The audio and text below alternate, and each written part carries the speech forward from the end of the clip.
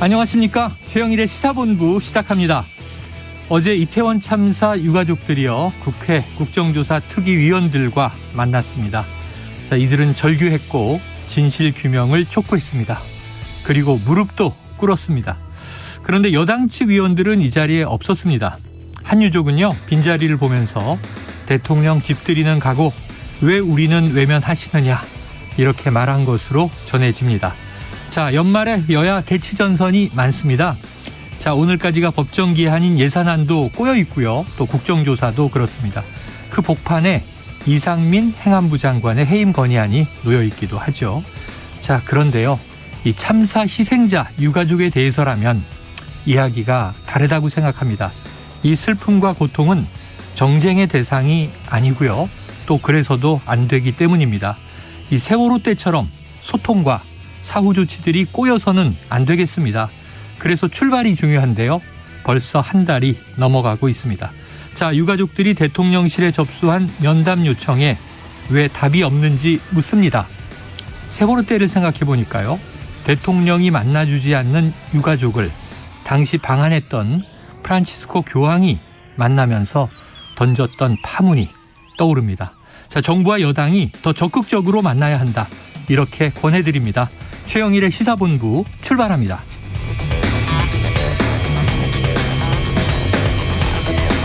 네, 1부에서는요. 오늘의 핵심 뉴스를 한입에 정리해드리는 한입뉴스 기다리고 있고요. 2부에서는 화제의 인터넷 뉴스를 다뤄보는 스트릿 뉴스 파이터 준비되어 있습니다. 이어서 오랜만에 돌아온 전설의 코너입니다. 여론 오락관. 그리고 이번 주에도 스포츠본부에서 생생한 카타르 현지 이야기를 들어보도록 하겠습니다. 자, 1부 마지막에 신청곡을 틀어드리고 있죠. 디저트송. 자, 오늘 듣고 싶은 노래가 있으시면 문자 샵 9730으로 자유롭게 보내주시기 바랍니다. 짧은 문자는 50원, 긴 문자는 100원이고요.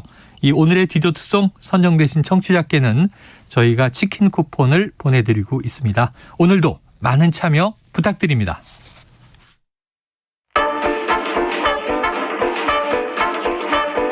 최영일의 시사본부 한입뉴스. 네, 오늘의 핵심 뉴스를 한입에 정리해드립니다. 한입뉴스 시작해보죠.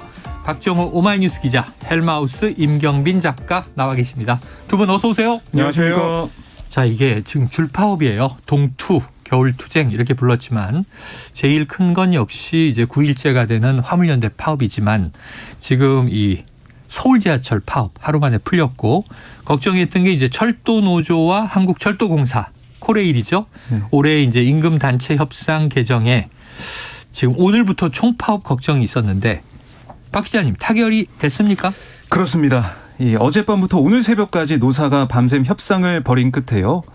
이 임금과 단체 협상 이 개정에 잠정 합의를 했는데 쟁점이 뭐 크게 보면 두 가지예요. 그러니까 하나는 법원의 통상임금 지급 판결로 늘어나는 이 급여의 인건비 포함 문제에 대해서 코레일이 기재부와 협의해서 3년간 단계적 해소 방안을 마련하기로 합의를 했다. 네. 이 부분이 있고요.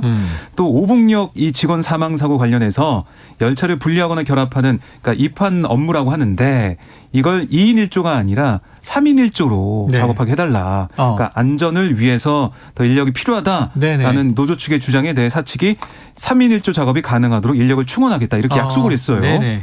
아울러 오봉역 군의 작업 환경 개선 대책과 관련해서 코레일이 장단기 개선 계획을 제출하기로 합의를 했고 또 유가족에게 코레일이 공식적으로 사과 표명도 하기로 약속을 했습니다. 네. 결국 이 지하철 노조의 협상도 그렇고 철도노조 협상도 노사 간의 합의가 이뤄진 그런 상황을 좀 보면 사실 수도권 전철의 감축 운행 여기에 대한 여러 가지 비판과 우려의 목소리가 있었잖아요. 네. 코레일까지 노조까지 파업하게 된다면 이건 더 큰 여파가 있는 상황에서 이 노사가 뭐 한번 좀 머리를 또 맞대고 논의했다라고 볼 수가 있겠습니다. 네, 지난번에 왜 이런 이제 사망 사고가 일어났을까 들여다보니까 이 사측은 2인 1조가 맞다 그랬는데 2인 1조의 한 명이 기관사더라고요. 네. 그러니까 이분은 이제 이 기차를 조정해야 되니까 결국 노동자는 뒤에서 혼자 작업하다가 깔리고 이런 일이 벌어진 건데 3인 1조면 인력이 좀 많은 거 아니야 그러시겠지만 기관사를 빼면 실제 작업 인력은 2명이 되는 것이다.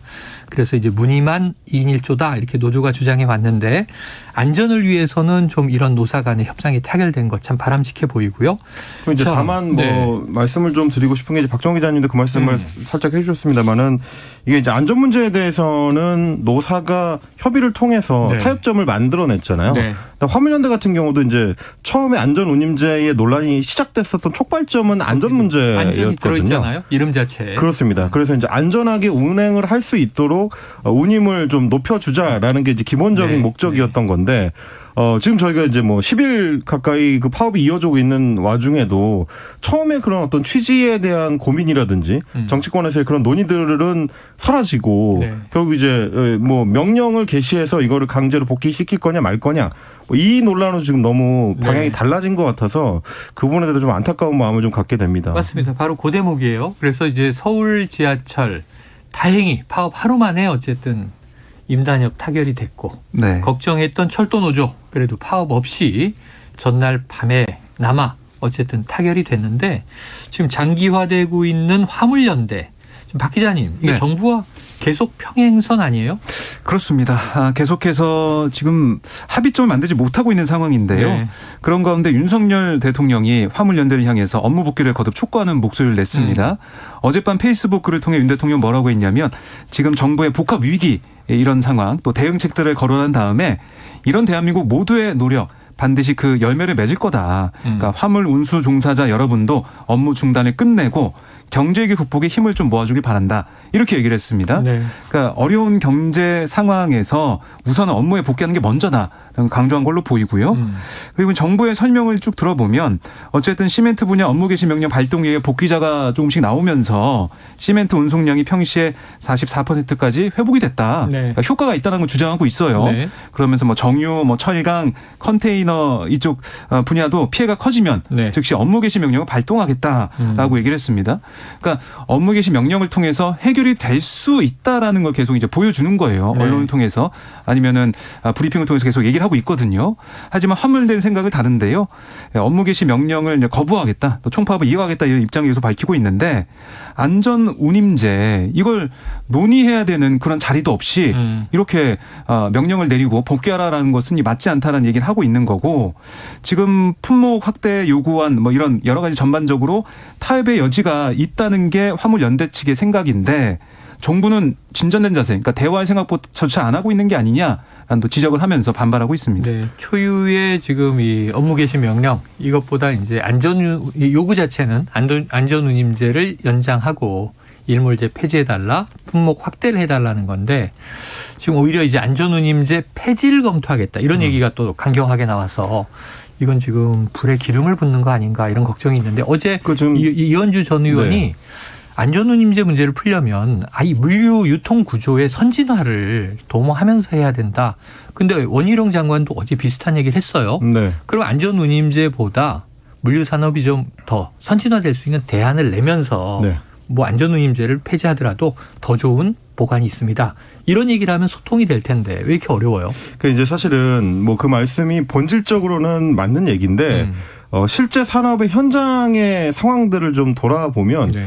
지금 그거를 일도 양단할 수 있는 수준의 본질적인 어떤 해결책을 내기가 굉장히 어렵게 돼 있습니다. 어제 복잡하게 꼬여 있다. 그렇습니다. 어제 이제 이현주 전 의원이 하는 말씀을 저도 이제 방송을 통해서 들었는데 본질적인 해결책을 찾자면 사실은 이제 지입 방식으로 돼 있는 그러니까 네네. 차주들이 본인의 그 몇억 원대의 이제 차량을 직접 사서 예. 그 할부를 계속 갚으면서 이자도 그리고 내고. 유지 보수 비용을 본인이 이제 부담을 하면서 돼 있는 이 구조 자체를 바꿔야 되는데 그러려면 결국 이제 화물차를 운영하는 이제 업체가 만들어지고 네네. 그 업체의 소속으로 뭐 택시 법인 택시처럼 기사로 고용이 되고. 그렇습니다. 노동자로 고용되고 이렇게 해야 되는데 그걸 하려는 화주들이 아무도 없습니다. 네. 그 운영하려고 하는 회사가 없고 그리고 어제 이제 이현주 의원도 그 부분을 짚었고 원희룡 장관도 얘기했지만 예. 그렇게 돼서 이제 노동자 자체가 정규직화가 강해지게 되면 또 역시 마찬가지로 뭐 노동 유연화가 안 되기 때문에 이거는 이제 비용 문제가 발생한다. 이게 또 정부 측의 입장이라서 이 두 가지가 충돌해요. 예. 그러다 보니까 결국 화물연대 측 입장에서 봤을 때는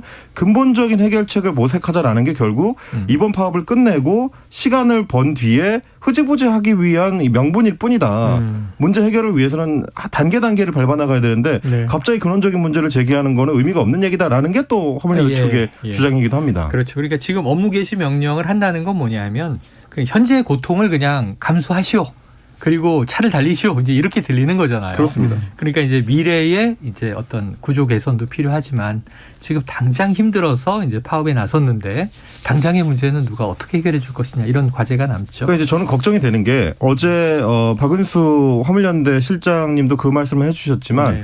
이게 이제 업무 개시 명령을 내리게 되면 화물연대에 소속되어 있지는 않지만 조합원은 아니지만 파업에는 참여하고 있던 분들이 아무래도 복귀할 가능성이 커지고 네네네. 실제로 지금 정부의 반응도 보면 그게 효과가 있다라고 이제 판단을 하는 것 같아요. 근데 문제는 일시적으로는 이게 효과를 발휘하는 것처럼 보이지만 파업이라는 쟁의 행위의 지난 역사를 돌아보면 이제 파업을 하는 쪽이 소수가 되면 될수록 더 극단화되거나 강경화되는 경우가 많았습니다. 네네네. 그러면 정부가 기대했던 것과는 다른 양상으로 상황이 이제 전개가 될 수 있어서 그런 어떤 좀 극단적인 사고 상황을 막기 위해서라도 적극적 타협책이 필요하다. 그 철도 노조나 이제 서울 지하철 노조와의 어떤 타협책을 만들어 왔던 것처럼 그런 조치가 좀 정부에서 선제적으로 나온다면 참 좋겠다. 그런 생각을 좀 하게 되는 거죠. 여러 노조에서 여러 이슈로 지금 이제 겨울 투쟁을 예고하고 있고 또 이미 일부 진행되고 있는데 지금 생각해 보시면요. 뭐 지난해 지지난해 택배 대란이 있었잖아요. 네. 지금은 화물연대 또 대란이고 그런데 같은 본질적 문제가 돌고 도는 것 같아요. 여러 분야로. 그래서 정말 좀 근본적인 해결책을 장기적으로 중장기적으로 고민하면서 현재의 고통을 또 분담하는 방법을 찾았으면 좋겠습니다. 어쨌든 문제는 압박이 아니라 소통이다. 이 얘기는 한번 다시 말씀드리면서 자 민주당이 국토교통위원회 이 교통법안 심사 소위원회를 단독으로 열었는데 지금 안전운임제 관련 법안을 심의했다. 네. 박 기자님 어떤 내용이 나왔습니까? 네, 그러니까 민주당 이 간사인 최인호 의원이 여기 소위 위원장이에요. 그래서 소위를 소집을 해서 안전운임제 관련, 그러니까 화물자동차 운수사업법이 개정된 그 사안을 가지고 논의하는 건데 지금 국토위에 이제 조호섭 의원안, 그러니까 일몰제 폐지 법안이 이제 나와 있거든요. 이거 심사기에 소위를 연 겁니다. 그런데 오늘 김정재 이 국민의힘 의원 그 여당 간사인데 여당 간사만 이곳에 이제 참석을 해가지고 왜 이렇게 폭거를 하냐. 민주당이 왜 이렇게 민노총의 하청 집단으로 전략하려고 하냐. 강하게 항의하면서 퇴장하는 그런 모습을 보였습니다. 그래서 이 한준호 의원과 말싸움을 벌이기도 했는데 정부 측에서도 아무도 안 나왔고 또 여당 위원도 없이 민주당 단독 위원 5명이 이제 함께 법안 논의를 하고 또 화물연대 측에서 참석해가지고 현장을 함께 했는데 결국에는 이 앞으로 이 법안을 민주당에서 소위해서 심사한 다음에 뭐 전체회의에 넘기겠다 이런 생각을 좀 하고 있는 것 같아요.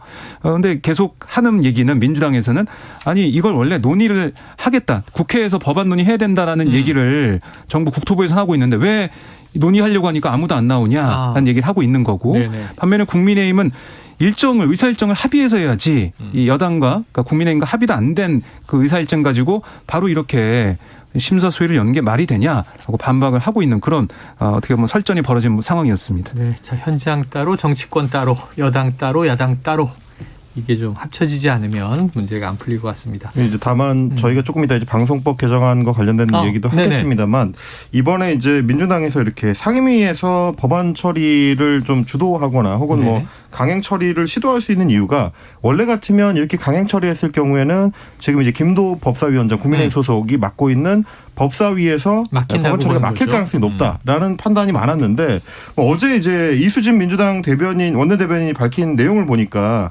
국회법이 개정이 됐기 때문에 상임위를 통과한 법안이 60일 동안 논의 없이 법사위에 계류할 경우에는 다시 상임위로 돌아오게 된다.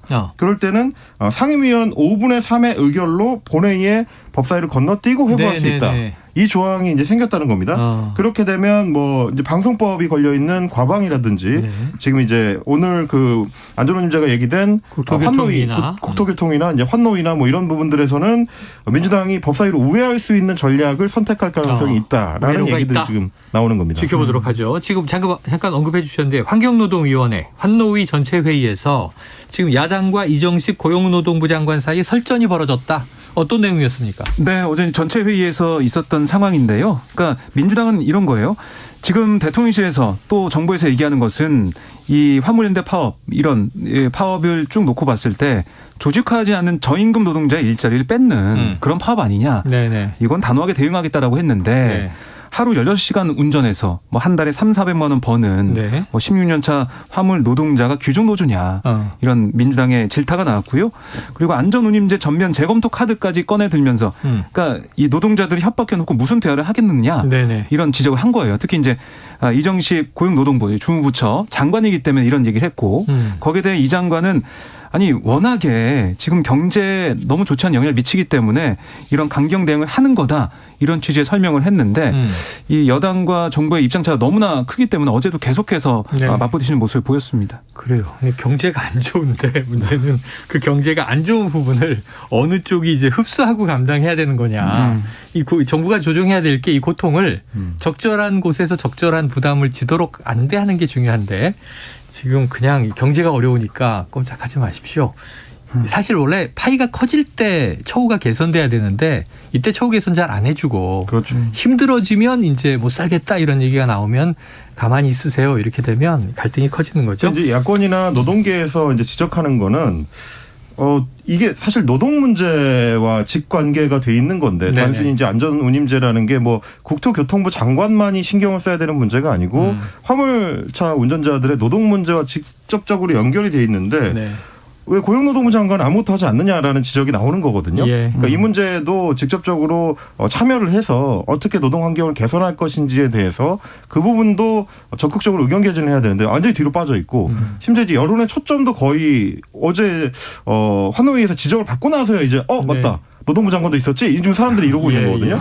그러니까 이 지경이 되는 거는 좀 문제가 있다. 그리고 이제 상황의 주도권이 심지어 국토교통부에 있는 것도 아니고 이번에 이제 재난 상황이라고 이상민 행안부 장관이 선언을 하면서 재난관리본부로 넘어가 있는 상황이에요. 네. 그러니까 이 상황이 지금 정상적인 어떤 노동 문제를 다루는 상황인가 하는 지적들이 계속해서 나올 수밖에 없는 네. 좀 이게 이런 문제가 있는 것 같습니다. 그래요. 자, 다음 이슈로 가보도록 하죠.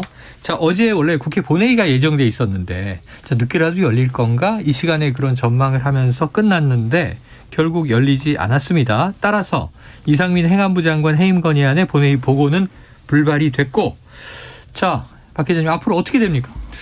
네, 그러니까 오늘도 여야 원내대표와 김진표 의장이 만났어요. 네. 그런데 합의에 이르지 못한 상황이거든요. 그러니까 이게 원래는 어제 본회의에 해임 건의안 보고돼서 오늘 예산안 처리하기 위해 본회의가 잡혀 있으니까 네. 오늘 표결하려던 민주당의 전략은 물 건너간 거고 오늘 본회의도 어떻게 될지 모르는 상황이에요. 네네. 그러니까 국민의힘의 얘기는 뭐냐면 예산안 심의, 뭐 소소위로 넘어가는 그 심의도 끝나지 않은 상황인데 네. 본회의를 어떻게 여냐 이런 거고 박홍근 원내대표는 아니 잡혀있는 본회의 의사 일정이 있는데 왜 어제도 안 열고 오늘도 안 열려고 하냐 열어달라라고 김진표 의장한테 얘기를 했는데 김진표 의장은 우선 여야의 협상상을 지켜보겠다 이렇게 나오고 있는 거예요. 네네. 그러니까 이렇게 되면서 결국 결과적으로는 이 해임 건의안 문제와 예산안 그리고 뭐 국정조사가 어떻게 보면 물고 물리는 그런 상황이 돼버렸습니다. 네네. 그러니까 본회의가 열려야, 그러니까 본회의 열리기 위해서 여러 가지 예산안도 논의하고 처리가 돼야 되는 상황도 있기 때문에 이 본회의를 열어야 되는 상황은 맞는 것 같은데 네. 또 논의가 안 된 부분이 있기 때문에 또 못 연다 그러고 민주당 입장에서 너무 답답한 거고요. 네. 잡혀있는 일정도 못하니까. 반면에 국민의힘에서는 그렇다면 예산안 빨리 논의해서 여야 합의를 하자. 그럼 열 수 있는 거 아니냐. 또 이렇게 나오는 거고. 네. 그러니까 이 여야의 생각이 너무나 다른 상황이기 때문에 열릴 수가 있어지 본회의가. 오늘도 아마 어려워 보인다라고 할 수가 있겠고요. 김진표 의장도 지금 여야의 합의가 먼저다. 합의해서 국회 의사일정을 잡는 게 맞기 때문에 이걸 지켜보고 있는 상황이라서 글쎄 오늘도 어렵고 다음 주에도 또 언제 이 예산안 이게 처리가 돼야 되기 때문에 그래야 본회의가 열린다는 게 국민의힘의 주장이라서 그렇죠. 또 김진표 의장이 만약에 결단 안 내리면은 이런 상태로 갈 수도 있겠다. 이런 여러 가지 우려가 나오고 있습니다. 이런 상태로 언제까지 갈 수 있다는 겁니까? 그래서 지금 이제 여의도에서는 네. 여야가 바뀐 것 같다는 얘기가 나오는 거예요. 그래요? 그러니까 원래는 오늘이 예산안을 처리해야 되는 법정 법정 시한이죠. 시한인데 네. 그거를 처리하기 위해서는 예산안 합의가 돼야 되고 근데 예산안 합의가 되려고 보니까 민주당 입장에서는 이상민 장관 해임안을 오늘 같이 처리하기를 원하는 거고 네.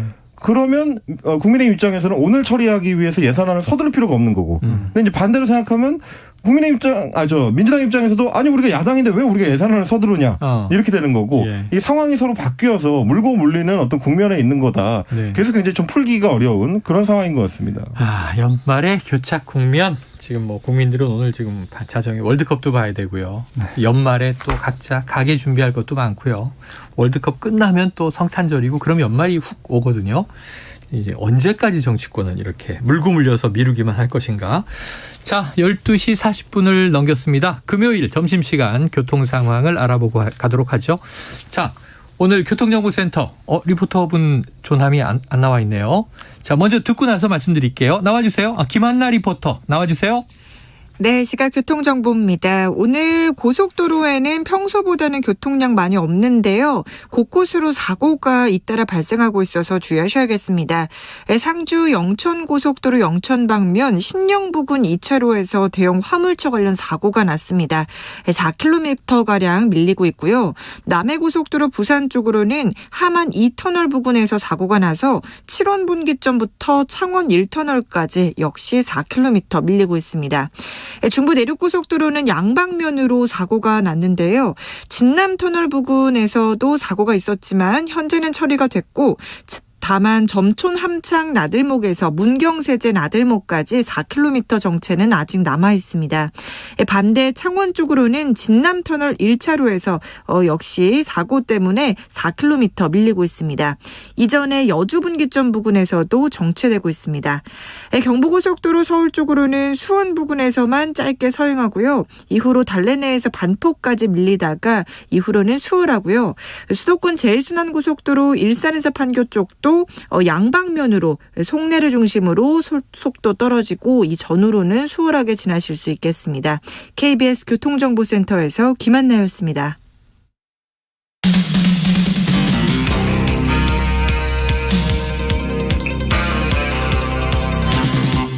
최영일의 시사본부.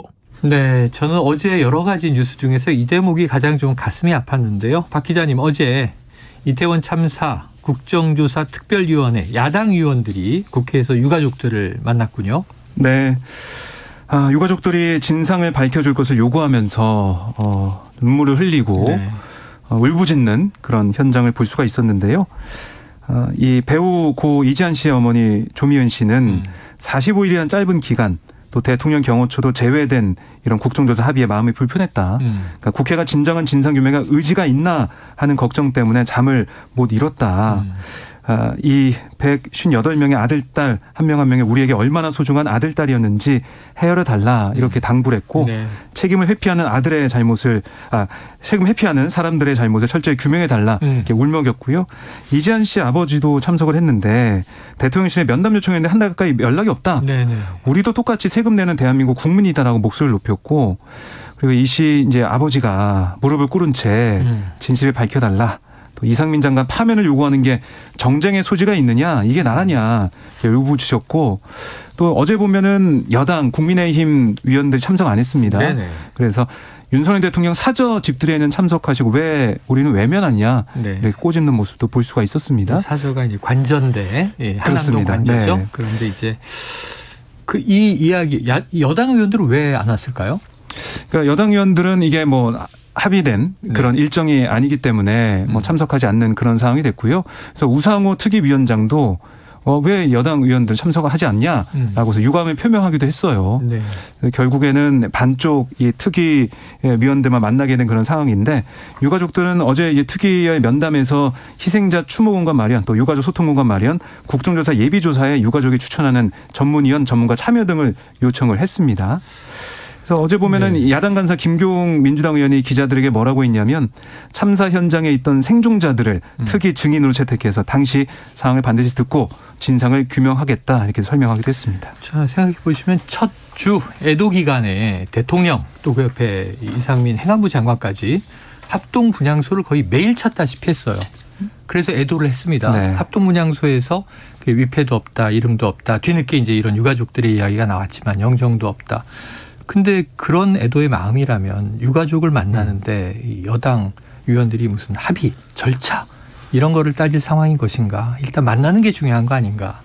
이런 생각도 해봅니다. 좀 지금 이제 정부나 여당의 대응이 잘 이해가 좀 안 가요. 이게 어떤 정치적인 어떤 배경이나 목적을 가지고 있는 것인지 모르겠습니다만은 이게 1차적으로는 만나서 말씀을 듣는 게 가장 우선순위가 돼야 될 거거든요. 이제 팀장님께서도 지금 지적을 해주셨지만 위패도 영정사진도 없는데 가서 이제 분향을 하고 참배를 하는 거는 추모를 하는 거는 사실은 상징적 의미가 있는 것이지 실질적 의미는 거기에는 없어요. 근데 이제 그 돌아가신 분들이 그냥 어느 날 갑자기 사라진 게 아니고 실체가 있는 생명들이었고 그 유가족들이 또 실체로 여전히 살아 계시잖아요. 그럼 이제 그분들을 직접 만나서 어떤 고통을 감내하고 계신지를 직접 청취를 하고 그걸 이제 국정조사 과정에서 어떻게 밝혀나갈지를 같이 이제 고민해 나가야 된다라는 거는 우리가 이제 2014년에 세월호 참사 이후에 우리 사회가 전부 앓으면서 이제 깨달아갔던 과정들이 있습니다. 그래서 이번에 이제 유가족들이 요청한 이 6가지 요구 사안들이 대부분 그동안의 사회적 참사에서 초기에 우리가 이제 국회를 통해서 이루지 못했던 것들을 담고 있습니다.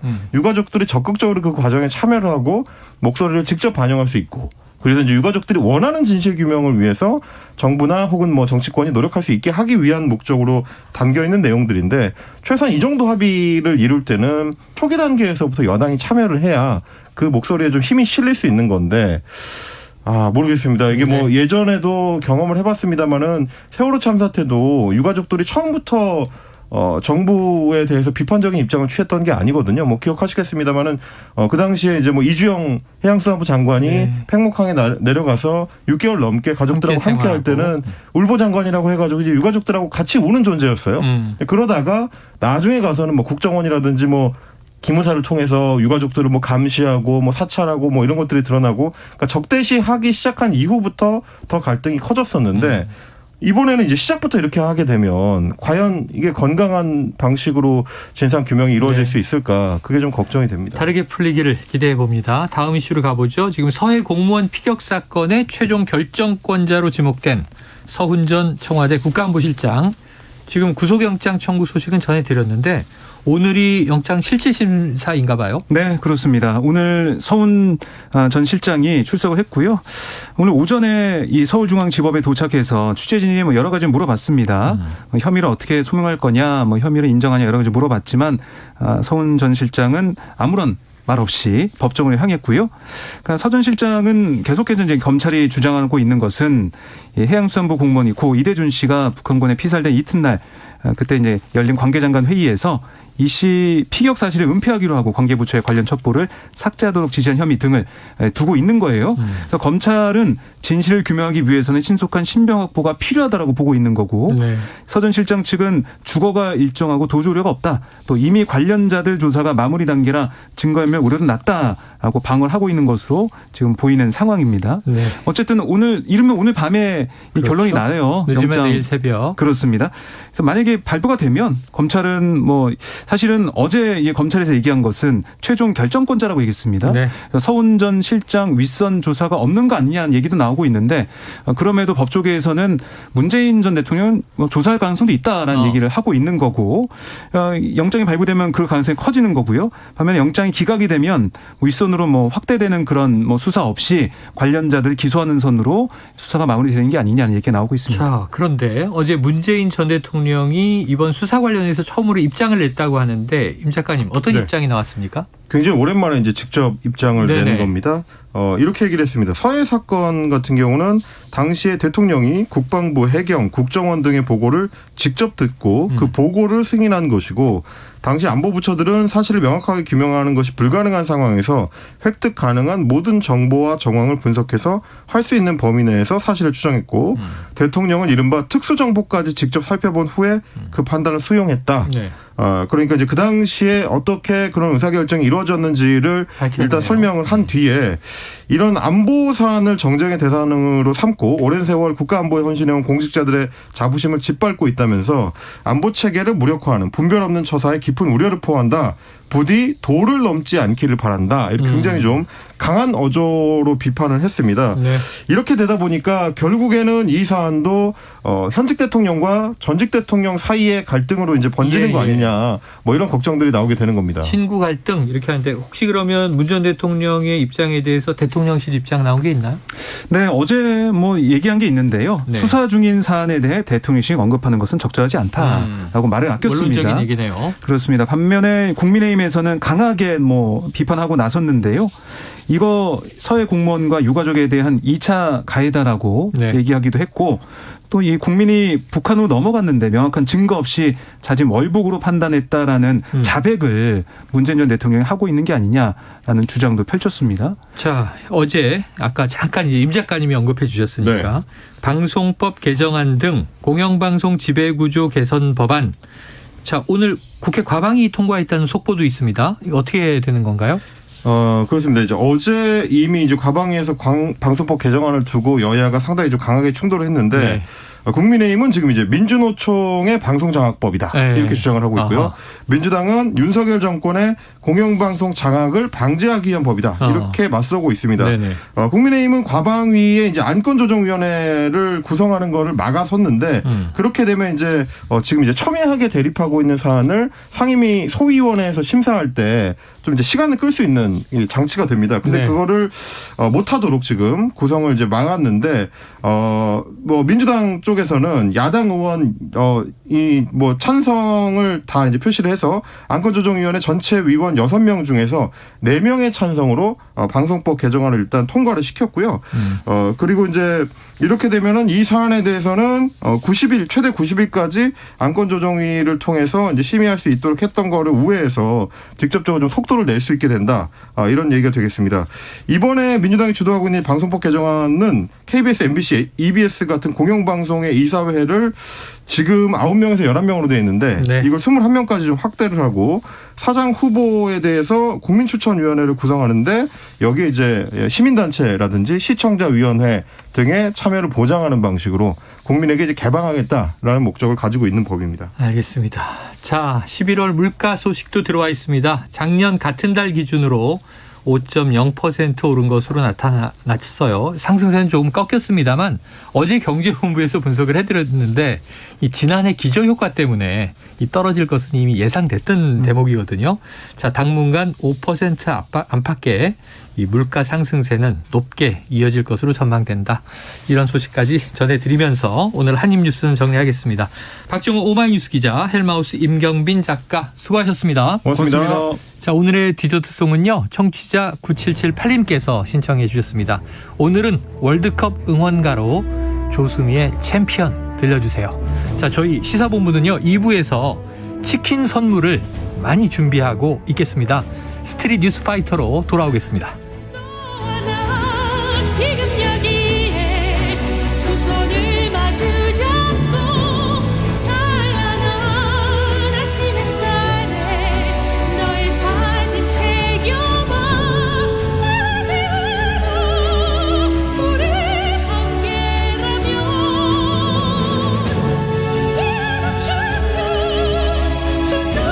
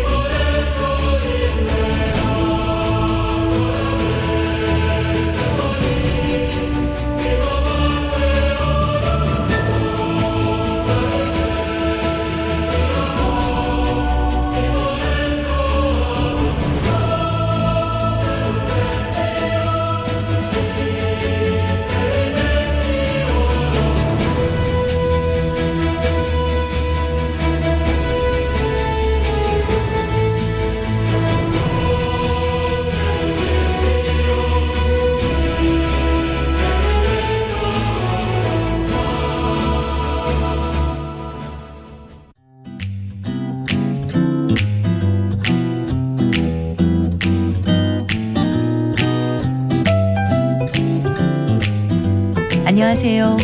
바른말 고운말입니다. KBS 1텔레비전에서 방송되고 있는 우리말 교육에서 나왔던 문제를 짚어보겠습니다. 오늘은 뜻풀이를 듣고 거기에 해당하는 표현을 맞히는 문제입니다. 고유어 형용사고요. 새지 않은 불기운이 끊이지 않고 꾸준하다를 뜻하는 사음절로 된 표현 무엇일까요?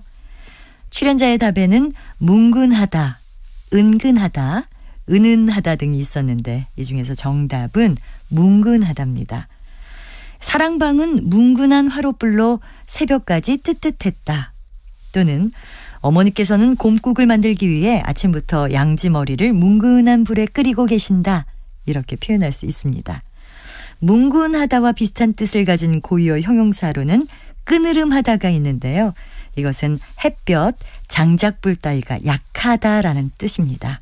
참고로 끄느름하다의 기본 의미는 날이 흐리어 어두침침하다입니다. 예를 들어 비가 오려는지 하늘이 끄느름하다. 날씨가 끄느름하더니 결국 눈이 내린다. 이렇게 표현할 수 있습니다. 출연자의 답에 나왔던 은근하다는 일상적으로 말할 때 물이나 온도가 약하거나 낮지만 꾸준하다라는 뜻으로 쓰여서 군고구마는 은근한 불에 익혀야 제맛이 난다와 같이 쓰기도 하지만 표준국어 대사전에는 이와 같은 뜻은 나와 있지 않습니다. 그리고 은은과 은근은 모두 한자어 표현입니다. 바른말 고운말 아나운서 변희영입니다.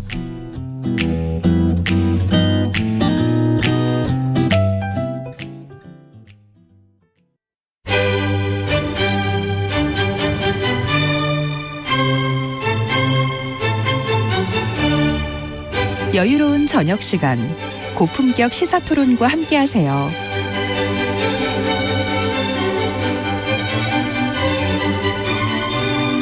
평일 저녁 7시 20분 KBS 열린 토론 정준희 교수와 함께합니다.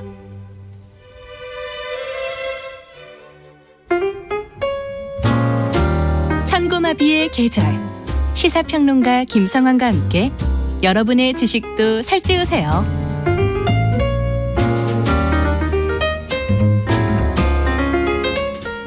정치에 경제를 더하고 미술에 음악을 더하는 시간. 평일 밤 10시 5분 KBS 1라디오 김성환의 시사야.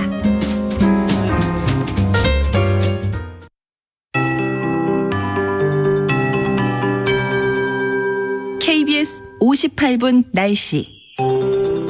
오늘 낮 기온이 영상으로 오르는 곳이 많겠지만 예년보다 4도에서 6도 낮은 기온 수준으로 쌀쌀하겠습니다.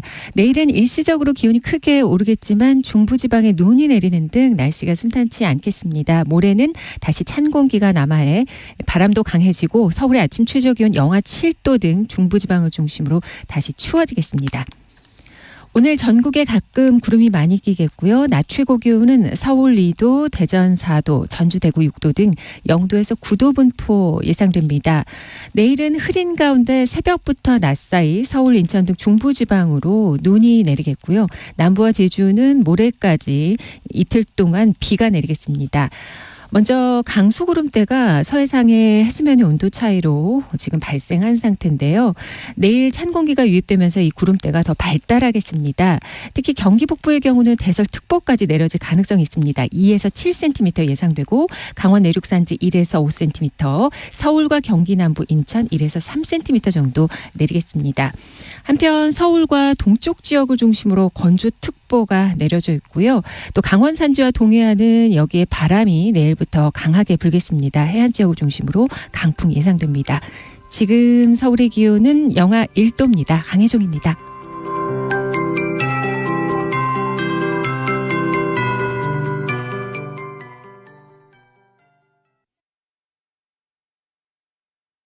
정성을 다하는 국민의 방송 KBS가 한시를 알려드립니다.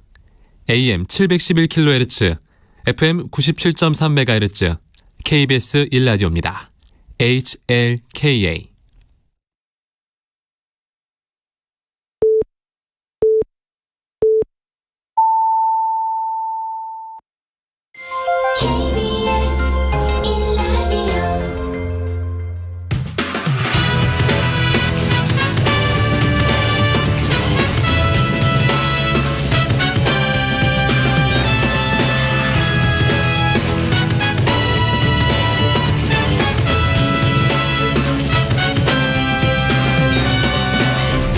KBS 1라디오 최영일의 시사본부.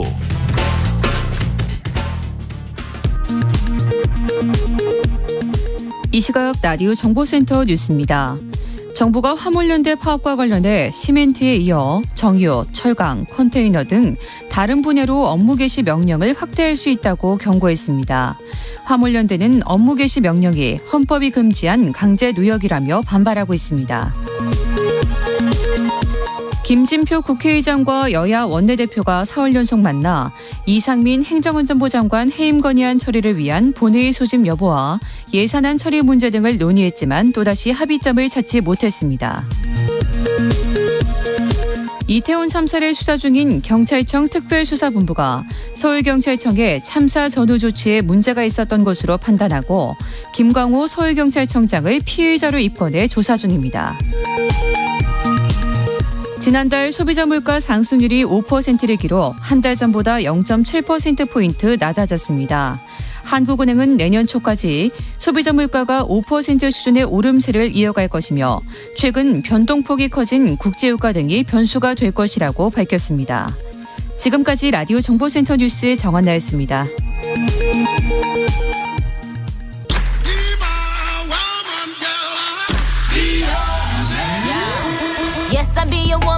네, 인터넷에서 화제가 된 뉴스를 다뤄보는 스트릿 뉴스 파이터 시간입니다. 스픽스의 박영식 에디터 나와 있습니다. 어서 오세요. 반갑습니다. 자, 첫 소식. 요즘에 김장 시즌이다 보니까 이 김장과 관련된 뉴스가 준비되어 있는데요. 네. 이 김장 쓰레기를 잘못 버려서 피해를 봤다. 이런 글이 온라인에서 화제라고 하던데요. 네, 그렇습니다. 온라인 커뮤니티를 중심으로 김장 쓰레기 제대로 버리세요라는 제목의 글이 올라가고 있는데요. 네. 글쓴이가 공개한 이 게시물 속 사진을 보면은요. 김장 후에 남은 잔여물이 배수구를 막아서 싱크대가 꽉 막혀 있는 모습을 볼 수 있습니다. 금방 떠오르는 모습이네요. 네네. 공지 하단에는 최근 싱크대나 배수구에 김장 쓰레기를 무단으로 폐기하는 바람에 저층 세대 싱크대 배관이 역류하다 보니 큰 피해가 발생하고 있다고 적혀 있는데요. 네. 그러면서 저층 세대 역류 발생으로 인한 피해는 관리비 증가의 원인이 된다.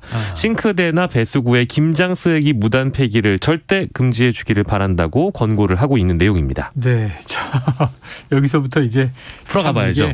네. 생활 문제를 잘 모르는 제가 여쭤볼 게 많습니다. 네. 자, 김장 쓰레기는 기본적으로 식품이잖아요. 네. 그런데 이제 지자체별로 쓰레기 처리 방식이 조금씩 다르다고 해서 네. 이 헷갈리는 대목들이 있는 것 같아요. 그렇습니다. 일반적으로 배추 심지나 팥뿌리 등의 채소 쓰레기와 육류의 털, 밑 그리고 뼈, 어류, 어패류 껍데기 등은 일반 종량제 봉투로 배출을 해야 하는데요. 그런데 일부 지자체, 전남 순천시를 비롯한 일부 지자체는요. 사람이 먹는 모든 음식에서 발생한 부산물을 음식물 쓰레기로 보고 있습니다. 전 이게 너무 항상 헷갈리는 게 이게 도대체 바나나 껍질은 어디 담는 것이며 네. 계란 껍질은 어디다가 또 나눠야 되는 것이며 그렇습니다. 늘 헷갈리거든요. 네, 바로 그 문제와 동일한 문제인데요. 예를 들어서 마늘대의 경우에는 딱딱해서요. 폐기물 처리기에 고장을 일으키는 원인으로 지목되지만 순천시의 경우에는 이마저도 음식물 쓰레기로 수거를 하고 있고요. 네. 다른 지자체에 비해서 상대적으로 음식물 쓰레기 범주가 순천시가 넓은데 채소 껍질 그리고 뿌리, 어패류 껍데기, 닭뼈, 계란, 갑각류 껍데기 등도 음식물 쓰레기로 분류를 하고 있다고 합니다. 일반 쓰레기로 이게 버려질 경우에는 고형화 연료로 바꾸는 과정에서 오히려 연료의 질이 떨어지기 때문에 음식물 쓰레기로 분류하고 있다는 게 순천시의 설명이고요. 네네. 다만 김장 쓰레기 경우에는 부피가 좀 클 수 있기 때문에 잘게 썰어서 버려야 하는 것이 좋겠는데요. 네네. 음식물 쓰레기 부피를 줄일 수 있을 뿐만 아니라 쓰레기 폐기물 전처리 과정에서 기계 부하를 경감할 수 있기 때문이고요. 이건 이해가 좀 쉬운 것 같습니다. 네네. 일반적으로 배추 심지, 팥뿌리, 채소 쓰레기 같은 것들과 육류의 털, 뼈, 어패류 껍데기 등은 일반 종량제 봉투로 배출을 하시는 게 좋겠고요. 네.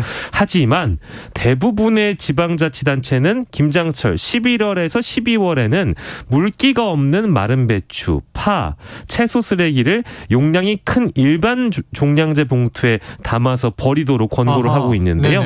이게 이제 김장 쓰레기 특별 수거 기간이라고 이해를 해주시면 좋겠고 사용할 수 있는 종량제 봉투 규격, 배출 시 김장 쓰레기 표기 여부 등 배출 방법이 지자체별로 다릅니다. 각 구에서 안내하시는 배출 방법을 꼭 한번 확인을 해보시는 게 좋을 것 네. 같습니다. 이게 아까 말씀하신 그럼 전남 순천시의 예가 오히려 더 과학적인 건가? 뭐 여러 가지 이제 생각들이 드는데 그런 해석들이 나올 수 있죠. 자, 일단은 본인이 살고 있는 지역에 규정에 맞춰야 되기 때문에 네. 한 번쯤은 이제 헷갈리시면 예. 확인이 필요한 대목일 것 같은데요. 네.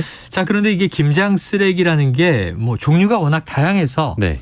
음식물만 있는 것도 아니잖아요. 그렇습니다. 음식물이 아니냐 이제 앞에서 이제 구분된 거는 뭐 이제 어패류 껍데기, 닭뼈 이제 이런 부분이었는데 네. 사실 생각해보면 김장할 때 비닐 장갑도 쓰시잖아요. 그렇죠. 많이 그래서 쓰죠. 비닐 장갑 등 이제 여러 쓰레기가 많이 나옵니다. 그래서 혹시 김장 양념이 묻은 비닐 장갑은 어떻게 해야 되냐? 네. 이제 이런 기본적인 질문을 하실 분이 계실 것 같아서 비닐 유료 재활용이 가능한데요. 국물이나 양념이 배어 있으면 비닐도 이제 붉게 물들잖아요. 그런 그렇죠. 경우에는 일반 쓰레기로 버려야 하셔야 된다는 점 네네. 명심을 해주시고요. 이것도 뭐 물론 지자체마다 다를 수 있겠습니다만 김장 쓰레기를 일반 쓰레기와 혼합 배출하는 경우를 대비하기 위해서 지역에 따라 김장 쓰레기 전용 봉투를 제작하거나 김장 쓰레기 표시 스티커를 배부하기도 합니다. 네. 당연히 한꺼번에 이제 다량으로 쓰레기가 배출되고 수거 용기로도 다 담지 못하는 문제가 발생하기도 해서 또 다른 지자체들은 일반 쓰레기 종량제 봉투에 담아서 배출하는 것을 예외적으로 허용을 하고 있는데요. 네.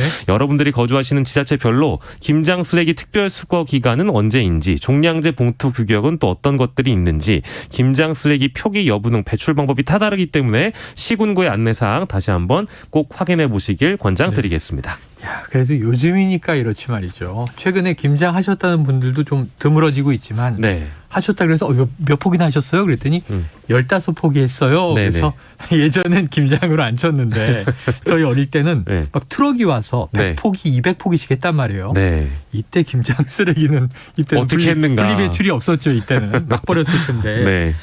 자, 다음 소식 가보겠습니다. 제주에서 무면허 음주운전 차량에 깔린 할머니를 구한 학생들이 있었다. 네. 어떤 소식입니까? 훈훈한 내용입니다. 네. 이 학생 8명 모두가 일단 경찰 표창을 받았는데요. 네. 서귀포 경찰서는 서귀포 중학교 3학년에 재학 중인 이분들 이름을 꼭 전국에 알려드려야 되겠죠. 네. 임수현, 오현석, 강권우, 이지성, 이다원, 김경민 군과 남주고등학교 재학생 고형우, 김정훈 군에게 표창장과 격려품을 전달했다고 어제 밝혔는데요. 네. 지난달 24일 오후 4시 26분쯤에요. 서귀포시 동홍동의 한 골목길에서 여성 A씨가 할머니께서 승용차에 깔려 있다는 신고가 소방에 접수됐습니다. 네네. 당시 할머니께서는 허리가 승용차 오른쪽 앞바퀴에 깔린 네네. 아주 위험한 상태였는데 예. 다행히도 주변에 있던 이 학생들과 시민들이 재빨리 맨손으로 차량을 들어서 올려 구조에 나서면서 더 큰 화를 면하시게 됐는데요. 네네. 특히 서귀포 중학교는요. 피해 할머니의 손자가 다니는 학교로서 네. 할머니를 구한 6명 중 4명이 또 할머니의 손자와 같은 반인 아이고, 것으로 그래요. 알려졌습니다. 네네. 손자와 초등학교를 함께 졸업한 친구도 있었다고 하는데요. 하굣길에 교통사고를 목격해서 이 학생들이 곧바로 달려가서 어른들과 함께 차량 한쪽을 들어 올리고 할머니를 구조하게 된 것인데요. 네. 서귀포 경찰서에 따르면 피해자가 차량에 깔린 긴박한 상황 속에서 시민들과 함께 인명 구조를 위해 용감한 행동을 보여준 학생들에 대해 깊은 감사를 드린다라고 말을 했고요. 사고 운전자 경찰 조사 결과 자동차 운전면허 없이 면허 취소 수치인 혈중 알코올 농도 0.124%의 아하. 술에 취한 상태로 네. 승용차를 운전한 것으로 드러났다고 합니다. 야, 이 운전자는 정말 이게 나쁜 일을 했고요. 정말 이 주변에 학생과 시민들이 정말 큰 사고가 날 수 있었던 것을 막았다. 네. 박수를 쳐드리고 싶네요. 예. 손주의 친구들이 네네. 생명의 은인이 된 이런 훈훈한 미담이었습니다. 자, 우리 사회에서 이런 모습 좀 많이 보기를 바라면서 귀감으로 전해드리고요. 자, 다음 소식은 이게 암울합니다. 네. 세계에서 생활비가 가장 비싼 도시 어떤 도시들입니까? 네, 알아보시죠. 생활비가 가장 비싼 도시에는 미국 뉴욕과 싱가포르가 이름을 올렸습니다. 네네. 영국 이코노미스트 인텔리전스 유닛. 이코노미스트는 뭐 잘 아시는 예예. 언론사일 것 같고요. 네.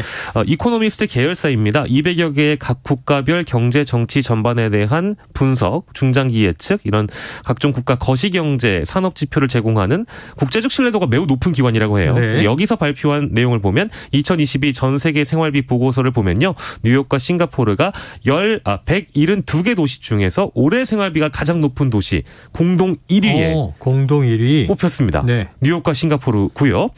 뉴욕 물가를 기준으로 식품과 의류, 주거, 교통, 학비 등 160여 개 상품 및 서비스 가격을 반영한 세계 생활비 지수에 따라서 도시 생활비 순위를 매겼는데요. 네. 뉴욕과 싱가포르는 모두 최고점 100점을 기록한 거고요. 좋은 100점이 아니네요. 그렇죠. 좋은 네. 100점은 아닙니다. 뉴욕은 올해 처음 1위에 올랐다 그래요. 로스앤젤레스, 샌프란시스코를 포함해서 미국 도시 총 3곳이 10위권 안에 일단 들어가고 있고요. 네네. 물가 상승뿐만 아니라 달러 강세 현상도 영향을 미친 거라고 EIU가 분석을 하고 있고요. 아하. 싱가포르는 근데 올해 처음이 아니라고 합니다. 올해를 네. 포함해서 지난 10년간 8번 1위에 올랐으니까 네. 늘 생활비가 늘 비싼 도시로 늘 최상위권을 차지해온 바 있고요. 1위는 그렇지만 네네. 그 다음들도 좀 궁금해요. 그렇습니다. 이스라엘 텔아비브, 어허. 홍콩 LA가 공동 4위, 텔아비브가 3위, 홍콩 LA가 공동 4위, 스위스 취리히가 6위고요. 제네바가 7위, 샌프란시스코가 8위, 프랑스 파리가 9위, 덴마크 코펜하겐, 호주 시드니가 공동 10위 등이었습니다. 네네. 가장 적게 드는 도시도 궁금하시겠죠? 적게 드는 도시. 예. 시리아 다마스쿠스가 꼽혔고요. 네. 리비아 트리폴리가 171위, 아하. 이란 테헤란이 170위, 튀니스가 169위, 우즈베키스탄 타슈켄트가 168위 등이었는데요. 네. 172개 도시의 물가는 지난해보다 평균 8.1%가 오른 것으로 집계가 됐고요. 많이 올랐네요. 지난 20년간 EIU가 각 도시 생활비 데이터를 집계해온 이래 최고 상승률이었다고 합니다. 역시 최근 추세를 반영했군요. 그렇습니다. 가장 많이 비싸진 품목도 궁금하실 텐데요. 네. 바로 기름, 휘발유입니다. 아하. 네, 국제 유가가 상승하면서 지난해 대비 22% 오른 것으로 파악이 되고 있고요. 전반적인 원인을 보면 이 책임자가 이렇게 말했습니다. 러시아 우크라이나 전쟁에 따른 서방의 러시아 제재, 또 중국의 코로나19 방역 정책으로 공급망 문제가 일단 원인으로 꼽혔고요. 금리 인상하고 이 문제들이 결합돼서 전 세계적인 생활비 인상을 초래했다고 전했고요. 네. 자, 여기서 서울은 도대체 몇이냐? 너무 궁금합니다. 몇입니까? 궁금하신 분들이 누구? 계실 텐데요. 이 내용이 들어간 기사는 일단 하나도 없고요. 아, 그래요? 저희 시사본부 제작진이 네. 직접 이 해당 기관 홈페이지에 들어가 봤습니다. 근데 방금 소개된 내용 정도만 들어가 있는 요약 보고서는 일단 무료예요. 네. 그런데 모든 내용이 들어간 보고서를 보려면 일단 $1,195. 100만 원도 넘잖아요. 155만 원을 결제를 해야 하고요. 우리 예산으로 안 되겠는데? 네, 아마 이런 이유 때문에 서울의 순위를 반영한 기사가 없는 것이 아닐까 네. 싶고요. 무료 요약 보고서에서 유일하게 볼 수 있었던 우리나라와 관련된 소식은요. 부산이 지난해보다 25계단 하락해서 106위를 차지했다는 내용입니다. 이거 하락하는 건 좋은 겁니다. 물가가 싸다는 얘기예요. 그렇습니다. 혹시나 방송 듣고 계신 우리 부산 분들께서는 정말 1년 사이에 생활비가 혹시 덜해진 게 맞는지, 이 IU라는 기관이 그렇게 국제적인 신뢰도가 높은 기관이라고 하는데 나의 삶은 나아진 게 없다. 이런 의견을 하실 분도 계실 것 같아요. 영세한 시사본부 자체 예산으로 어렵지만 이거 좀 스픽스에서 좀 해봐요. 네. 저희가요? 예. 자, 마지막 소식 군부대로 가보려고 합니다. 네네. 한 번쯤은 다들 들어보셨을 법한 27사단. 네. 많이 나오는 얘기예요. 예. 이른바 이기자 부대. 역사 속으로 사라진다. 이게 무슨 얘기입니까? 저희가 보통 경례할 때 충성, 필승, 네. 100골 하는데 27사단 유일하게 이기자 하잖아요. 이기자. 그렇죠. 육군 27사단이 안타깝지만 역사와 전통에 빛나는 부대인데 과거형으로 남게 됐습니다. 네네. 11월 30일부로 공식적으로 해체가 됐기 때문인데요. 이기자 부대가 유명한 이유는 우리 최영현 선생님도 잘 아시겠지만 53년 9월 18일에 창설됐고 메이커 부대라고 불리는 1사단, 3사단, 6사단, 7사단, 9사단 등등등 해서 27사단까지 오랜 역사와 전통을 자랑하기도 하고 유대도 끈끈한 이유는 워낙에 좀 강도 높은 훈련을 하고 있기 때문에 훈련은 무자비하게라는 문구가 유격 훈련장의 비석에 딱 새겨 있을 정도로 아주 고달팠던 훈련이 있었기 때문에 유대가 얼마나 끈끈한지 알 수 있는데요. 2018년 즈음부터 부대 해체가 거론되기 시작했다가 2019년부터 본격화됐다고 합니다. 네. 이게 국방개혁 2.0의 일환으로 부대 해체와 통폐합을 진행한다고 국방부가 밝혔었고요. 첨단과학기술 기반의 군사력 구조로 정예화를 추진하는 국방부의 정책 때문에 부족해진 병력 수를 감안한 조치라고 설명하고 있고요.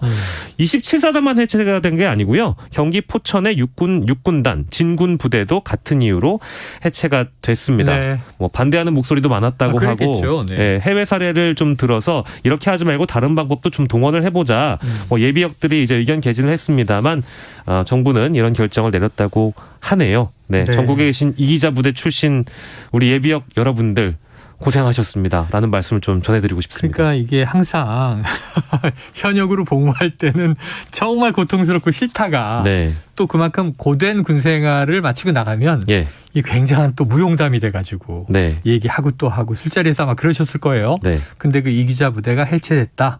그럼 뭐랄까 이게 자기 출신 고향 학교가 사라진 것 같은 네.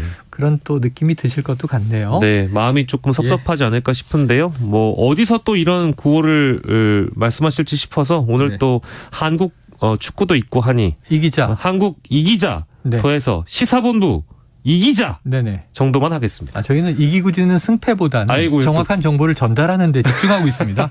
저희가 뭐 누구를 이기고 그런 곳은 아니에요. 알겠습니다. 네네. 알겠습니다. 오늘 말씀 여기까지 듣죠. 스픽스의 박영식 에디터였습니다. 고맙습니다. 감사합니다. 네. 최영일의 시사본부는 여러분과 함께합니다. 짧은 문자 50원, 긴 문자 100원이 드는 샵 9730. 라디오 어플 콩과 유튜브는 무료로 참여하실 수 있습니다.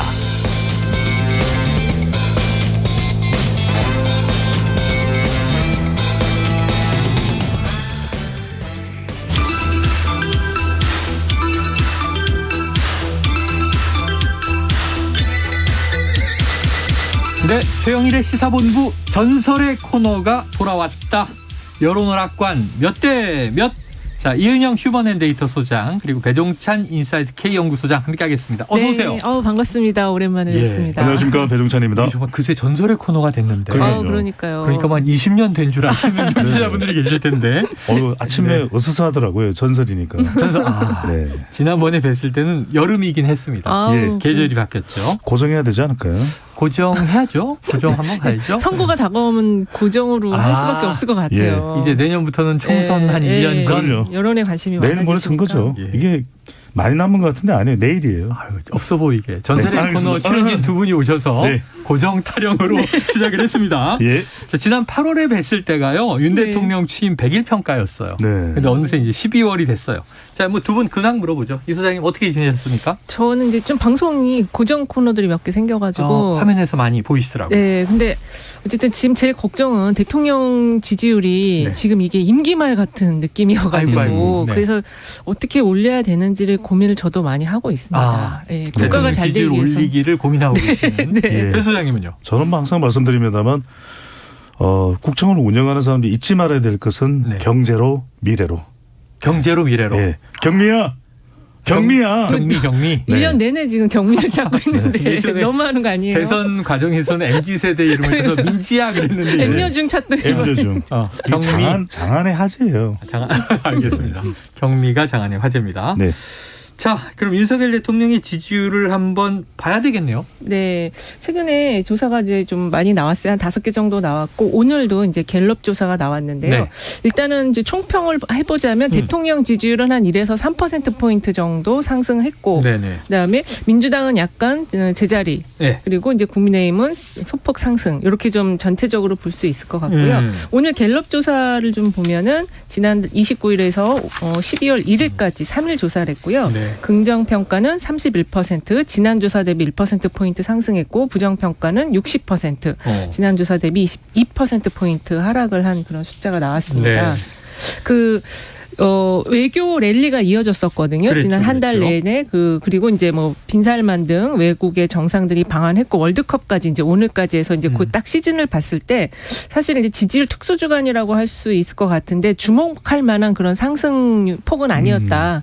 다만 이제 마지막에 이번 주에 좀 상승한 거는 이제 화물연대 파업에 대해서 조금 이제 그 적극적인 대처를 통해서 요걸 좀 분위기를 좀 잡고 있다라는 측면에서 살짝 반등한 것이 아닌가 이렇게 좀 보고 있습니다. 자, 자세한 내용은 중앙선거 여론조사 심의위원회 홈페이지를 참조해 주시고요. 네.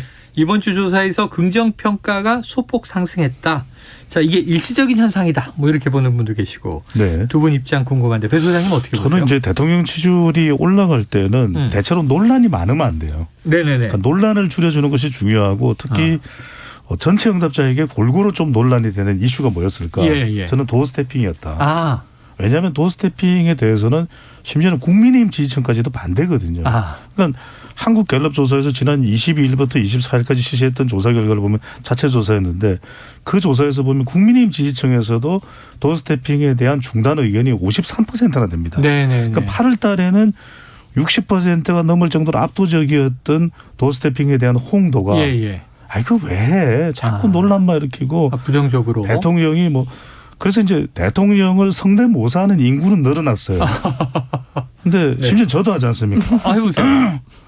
뭐 도어 스태핑을 그래도 하지 말라고요? 알겠습니다. 그리고 이제 네네. 이런 식이 되다 보면 비슷하네요. 지금 뭐 다 똑같다고 그러는데 그래서 이제 이런 도어 스태핑을 안 하면서 특히 이제 국민의힘 지지층에서도 반대 여론이 높았던 것은 중도층에서는 더 했겠죠. 그럼 이제 중도층에서 아이고 그래 안 하길 잘하네. 윤석열 대통령은 그냥 현장에 가는 것이 나을 것 같아. 이렇게 뭐 이런 도어 스태핑을 하면 또 논란이 있을 수 있는 이 영향도 있었겠죠. 있었겠다. 네, 저는 그 저도 일시적 현상으로 보는데 그 MBS가 어저께 발표를 했습니다. 28일에서 30일 그 자체 조사로 발표했는데 여기도 이제 긍정이 32%로 여기는 조금 갤럽보다는 많이 상승을 했어요. 3%포인트. 네, 3%포인트 상승했는데 부정평가가 60%예요, 여전히. 그래서 지금 가장 큰 특징은 부정평가가 60% 아래로 떨어지지 않는 건데 부정평가 이유가 참 진짜 이게 좀 특징적인데 그 여기 MBS는 6개 보기 문항을 주고서 거기서 선택을 하게 하는데요. 독단적이고 일방적이다 38%, 경험 능력 부족이다 30%. 그래서 10명 중 6명 이상이 지금 이 대통령의 자질에 대한 부정평가를 하고 있다. 그래서 일시적으로 지금 상승을 했지만 이게 내년까지 특히 내년 경제가 어렵다는데 이게 계속 상승의 모멘텀을 만들 수 있을지는 좀 두고 봐야 될 것 같습니다. 한다. 네. 자, 그래요. 지금 뭐 두 분들이 요인 분석까지 해주셨습니다. 그러면 한번 이 두 가지 여쭤볼게요. 이 반등이 이어질 것인가? 아까 지지율 고민하고 계시는 유 소장님 포함해서. 그럼 이번 상승을 반등 기회로 또 삼아서 탄력받아 올라가려면 어떻게 해야 될지 좀 대통령실에 조언을 주신다면 유 소장님은요? 저는 결국 유연해야 된다. 유연하다라는 것은 강경한 대응 속에서도 협상하는 태도, 대화하는 태도가 필요하다. 항상 이제 단호할 수 있어요. 사람도 왜냐하면 한쪽 면만 있으면 안 되거든요. 한쪽으로는 뭐 윤석열 대통령의 지금 스타일이 강조하는 게 법과 원칙이니까 법과 원칙을 강조하는 건 좋습니다. 하지만 그것도 정치적인 협상력을 또 누군가는 또 발휘해줘서 대통령의 좀 국정 운영에 대한 부분을 보완해주는 능력이 반드시 필요하죠.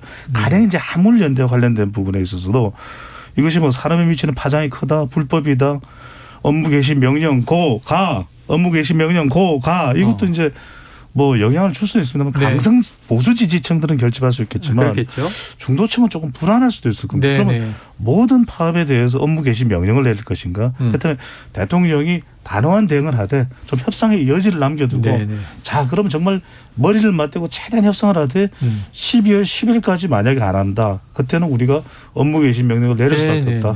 국민들에게도 그런 공감을 좀 요청드리는 바입니다. 이렇게 하는 것이 그러니까 단호한 대응 속에 유연한 접근 이게 필요하겠죠. 자 유연함을 좀 섞어야 한다. 이 소장님은요? 저는 이제 최근에 윤여준 전 환경부 장관께서 그 이제 대통령에 대한 평가를 했어요. 양마 복중이라고 말이 좀 약한 말이 너무 무거운 짐을 지금 지고 걸어가고 있다. 이렇게 평가를 하셨거든요. 그리고 대통령 그 6개월 특징을 보면은 이슈를 너무 빨리 전환을 시키는 그런 그 특징을 보였어요. 그래서 그러니까 사람들이 볼 때는 좀 불안해 보이기도 하고 안정감이 없어 보이고 그리고 이제 너무 많은 이슈들을 빨리 전환시키니까 이게 지금 정리정돈이 안 되는 것 같은 느낌, 어수선한 느낌을 계속 주고 있거든요. 그래서 결국엔 이런 지금 상황이면은 대통령께서 저는 이번에 그 여당 지도부 만찬이 그래도 지지율 상승에 어느 정도 영향을 했다고 보고 있기 때문에 그 빅데이터 분석으로 봐도 거기서 포옹이라는 단어, 화기애 이런 단어가 나왔어요. 그래서 지금 아마 그런 이야기를 들으셔서 그런지 몰라도 조별로 지금 전 의원을 다 만나겠다 하시는데 이거를 지금 전대를 앞두고 어떤 목표를 관철시키기 위해서 윤심을 실은 대표를 만들기 위해서 이렇게 만나실 게 아니고 국정을 좀 내년에 잘 하기 위해서 경제를 중심으로 하기 위해서 전 의원들을 다 만난다면 지지율은 좀 상승하지 않을까 이렇게 보고 있습니다. 중요한 지금 분석들을 하고 있습니다. 잠깐 고지드리죠. 자, 오늘 밤에 이제 가장 중요한 3차전 경기 예. 포르투갈과 있기 때문에 저희 시사본부에서 이제 시합이 있는 날은 늘 치킨을 쐈어요. 네. 오늘도 치킨을 쏩니다. 청취 의견 보내주시고 샵 9730으로 짧은 문자 50원, 긴 문자 100원 의견 보내주신 분들 중에 추첨을 통해서 네. PD님 오늘은 몇 마리 쏘나요? 오늘 10마리. 많이 쏘시네요. 우리 정말 없는 살림에 그러니까요. 긁어 모은 거예요. 10마리면 제가 혼자서 다 먹을 수도 있어요. 1차전에 7마리 쏘고 2차전 10마리 쐈는데 오늘도 10마리 나갑니다. 기중한 기회네. 네. 예, 전설의 코너에 이야기 들으시면서 청취 의견 많이 보내주시고요. 네. 자, 이게 그 여론조사계의 선우용녀 이은영 소장님. 네, 선우용. 네네. 여론조사계 백일섭 네네. 배종찬 소장님. 백일섭은 정말 저 비슷해요. 아, 그래요? 네네. 실제로도 뵌 적도 있어요. 네네네. 서로 놀랐어요. 아, 형제 같아서? 예. 알겠습니다. 네. 야, 이거 뭐 모든 게 다 흡수되네요. 변 소장님에게는. 자, 지지율 반등에 부정 요인들도 있습니다. 네. 이게 대통령실에서 우려해야 할 대목이겠죠. 이제 보니까 김건희 여사 리스크가 다시 좀 수면 위로 올랐어요. 예. 도이치모터스 주가 조작 사건 관련해서 김건희 여사 명의로 거래된 주식 수량이 기록된 김건희 파일 작성 지시 의혹을 받은 A씨가 어제 구속이 됐던데 네. 그러면은 배 소장님 이거 좀 수사에 또 돌입할 수밖에 없는 사안 아닙니까? 그렇습니다. 이게 이제 김건희 여사 관련된 논란이 지난 대통령의 아세안과 그리고 G20 정상회의 참석 때도 또 상당 논란이 됐거든요. 그러니까 옳고 그르고의 문제를 떠나서 논란이 되면 대통령 지지율이 조금이라도 상승할 수 있는 것을 막아버리는 일종의 정치적인 계기일식 현상, 다리 햇빛을 가려버리는. 그러니까 대통령의 지금 행보들을 가려버리게 되면 결국 지지율은 더 올라가기 힘들거든요. 그래서 중요한 건 김건희 여사와 관련된 부분은 옳고 그름의 문제가 아닙니다. 저는 분명히 좀 원칙을 정할 필요가 있을 거예요. 하나는 투명성, 그다음에 형평성, 그다음에 근거성. 그러니까 이런 행보나 또는 수사나 또는 관련된 내용들이 어떻게 구성이 됐고 그것이 왜 그런지를 좀 더 이렇게 이제 정리를 해버리면은 그것이 논란으로 일파만파 커지는 것을 막을 수가 있거든요. 그렇지 않게 되면 통제가 불가능해지면 여전히 또 대통령에게는 상당히 부담이 되는 것이겠죠. 김 여사 관련한 수사는 지금까지 계속 좀 불송치되어 왔고요. 그리고 조사 자체가 지금 이루어지지 않고 있고 김 여사뿐만 아니라 김 여사의 어머니, 그러니까 대통령의 장모까지도 지금 계속 무혐의 형태의 처분이 이루어지고 있어서 이분이 들어왔다는 거와 관련해서 그 이제 그 주가 조작 관련해서 그 파일 만든 사람. 근데 그 어느 정도 얘기가 돼서 들어온 것이 아니냐 이런 시각들이 또 있어요. 의혹의 시선을 보내는 그런 이야기가 있어서 그래서 저는 조사를 과연 할 것인가 그리고 그렇지 않다면은 결국엔 또 수사기관의 신뢰도에 대한 의문을 그렇게 연결이 될 것 같습니다. 그래서 어쨌든 이게 좀 한간에서는 이제 이렇게 좀 처리가 좀 불송치 형태로 이야기를 하고 들어오는 것이 아니냐는 의혹의 시선이 있기 때문에 이번 타임은 좀 한번 서면이라도 좀 조사가 필요하지 않을까 그러니까 생각이 들어요. 대통령이 검찰총장 출신이신데 마침 또 사법적인 판단 나오는 게 공교롭게도 지금 이재명 대표 측근을 비롯해서 뭐 노웅래 의원 등 민주당은 다 뭐 구속, 기소 뭐 이렇게 가는데 지금 묘하게도 또 여당 쪽은 대통령 가족뿐 아니라 뭐 김은혜 홍보수석 재산 축소 혐의 이런 것도 이제 막 다 그냥 해제가 돼 버리니까 너무 흑백의 대비 같아요. 좀 이제 공교롭게 어쨌든 국민들은 이게 좀 형평성이 맞나 하는 또 의문을 가질 수가 있죠. 여론조사상으로 보면은 데이터상으로 보면 이제 50대나 또는 화이트 칼라나 블루 칼라의 응답차 이 규모가 상당히 비율이 높거든요. 그들은 대체적으로 이런 사안들에 대해서 좀 부정적으로 나올 수밖에 없죠. 민감하게 그러면 바라본다. 대통령 지지율이 조금이라도 올라가야 되는데 올라갈 수도 있는 국면에서 올라가지 못하는 그런 원인이 될 수가 있는 거죠. 알겠습니다. 자, 부디 도를 넘지 않길 바란다. 이게 문재인 전 대통령이 어제 윤건영 의원을 통해서 입장문을 낸 내용입니다. 자, 오늘 서훈 전 국가안보실장에 대한 구속영장 실질심사가 있고요. 이제 밤늦게나 내일 새벽에 구속 여부가 결정될 텐데, 자, 문재인 정부 시절에 고위 인사들에 대한 검찰의 수사에 대해서 다시 한번 입장을 밝힌 거예요. 자, 이 소장님, 이 부분은 어떻게 작용할까요? 일단은 오늘 저녁에 이제 어떻게 나오는지 구속이 될지 안 될지가 중요할 것 같은데요. 결국에 이제 이 문제는 그 전 정부에 대한 수사로 이어질 거냐, 특히 이제 문재인 대통령을 포토라인에 세울 것이냐, 이게 가장 큰 관건인 것 같은데요. 근데 지금 싸움의 전선이 지금 너무 넓어지고 있다. 예, 예. 네, 그래서 이거는 어쨌든 뭐 문제가 있었다면 밝혀야 되겠지만 저희가 볼 때는 이게 지금 정치 보복 수사 같이 지금 느끼는 분들이 많고 실제 네네네. 최근 여론 흐름도 약간 그런 비율이 더 높게 나오고 있기 때문에 일단 구속 여부를 보고 그리고 이게 진짜 문제가 있다면 그건 어떻게 해야 될까요? 진짜 전직 대통령을 수사하는 또 국가적인 불행한 일이 또 반복이 될 것 같은데 일단 오늘은 구속 여부를 좀 봐야 될 것 같습니다. 그러니까 이게 이런 차원이 있는 것 같습니다. 네. 이제 짧게 말씀드리면은 그럼 윤석열 대통령은 이런 파장이 있을 걸 모를까? 국민의힘이나 또 이제 대통령실에서도 네.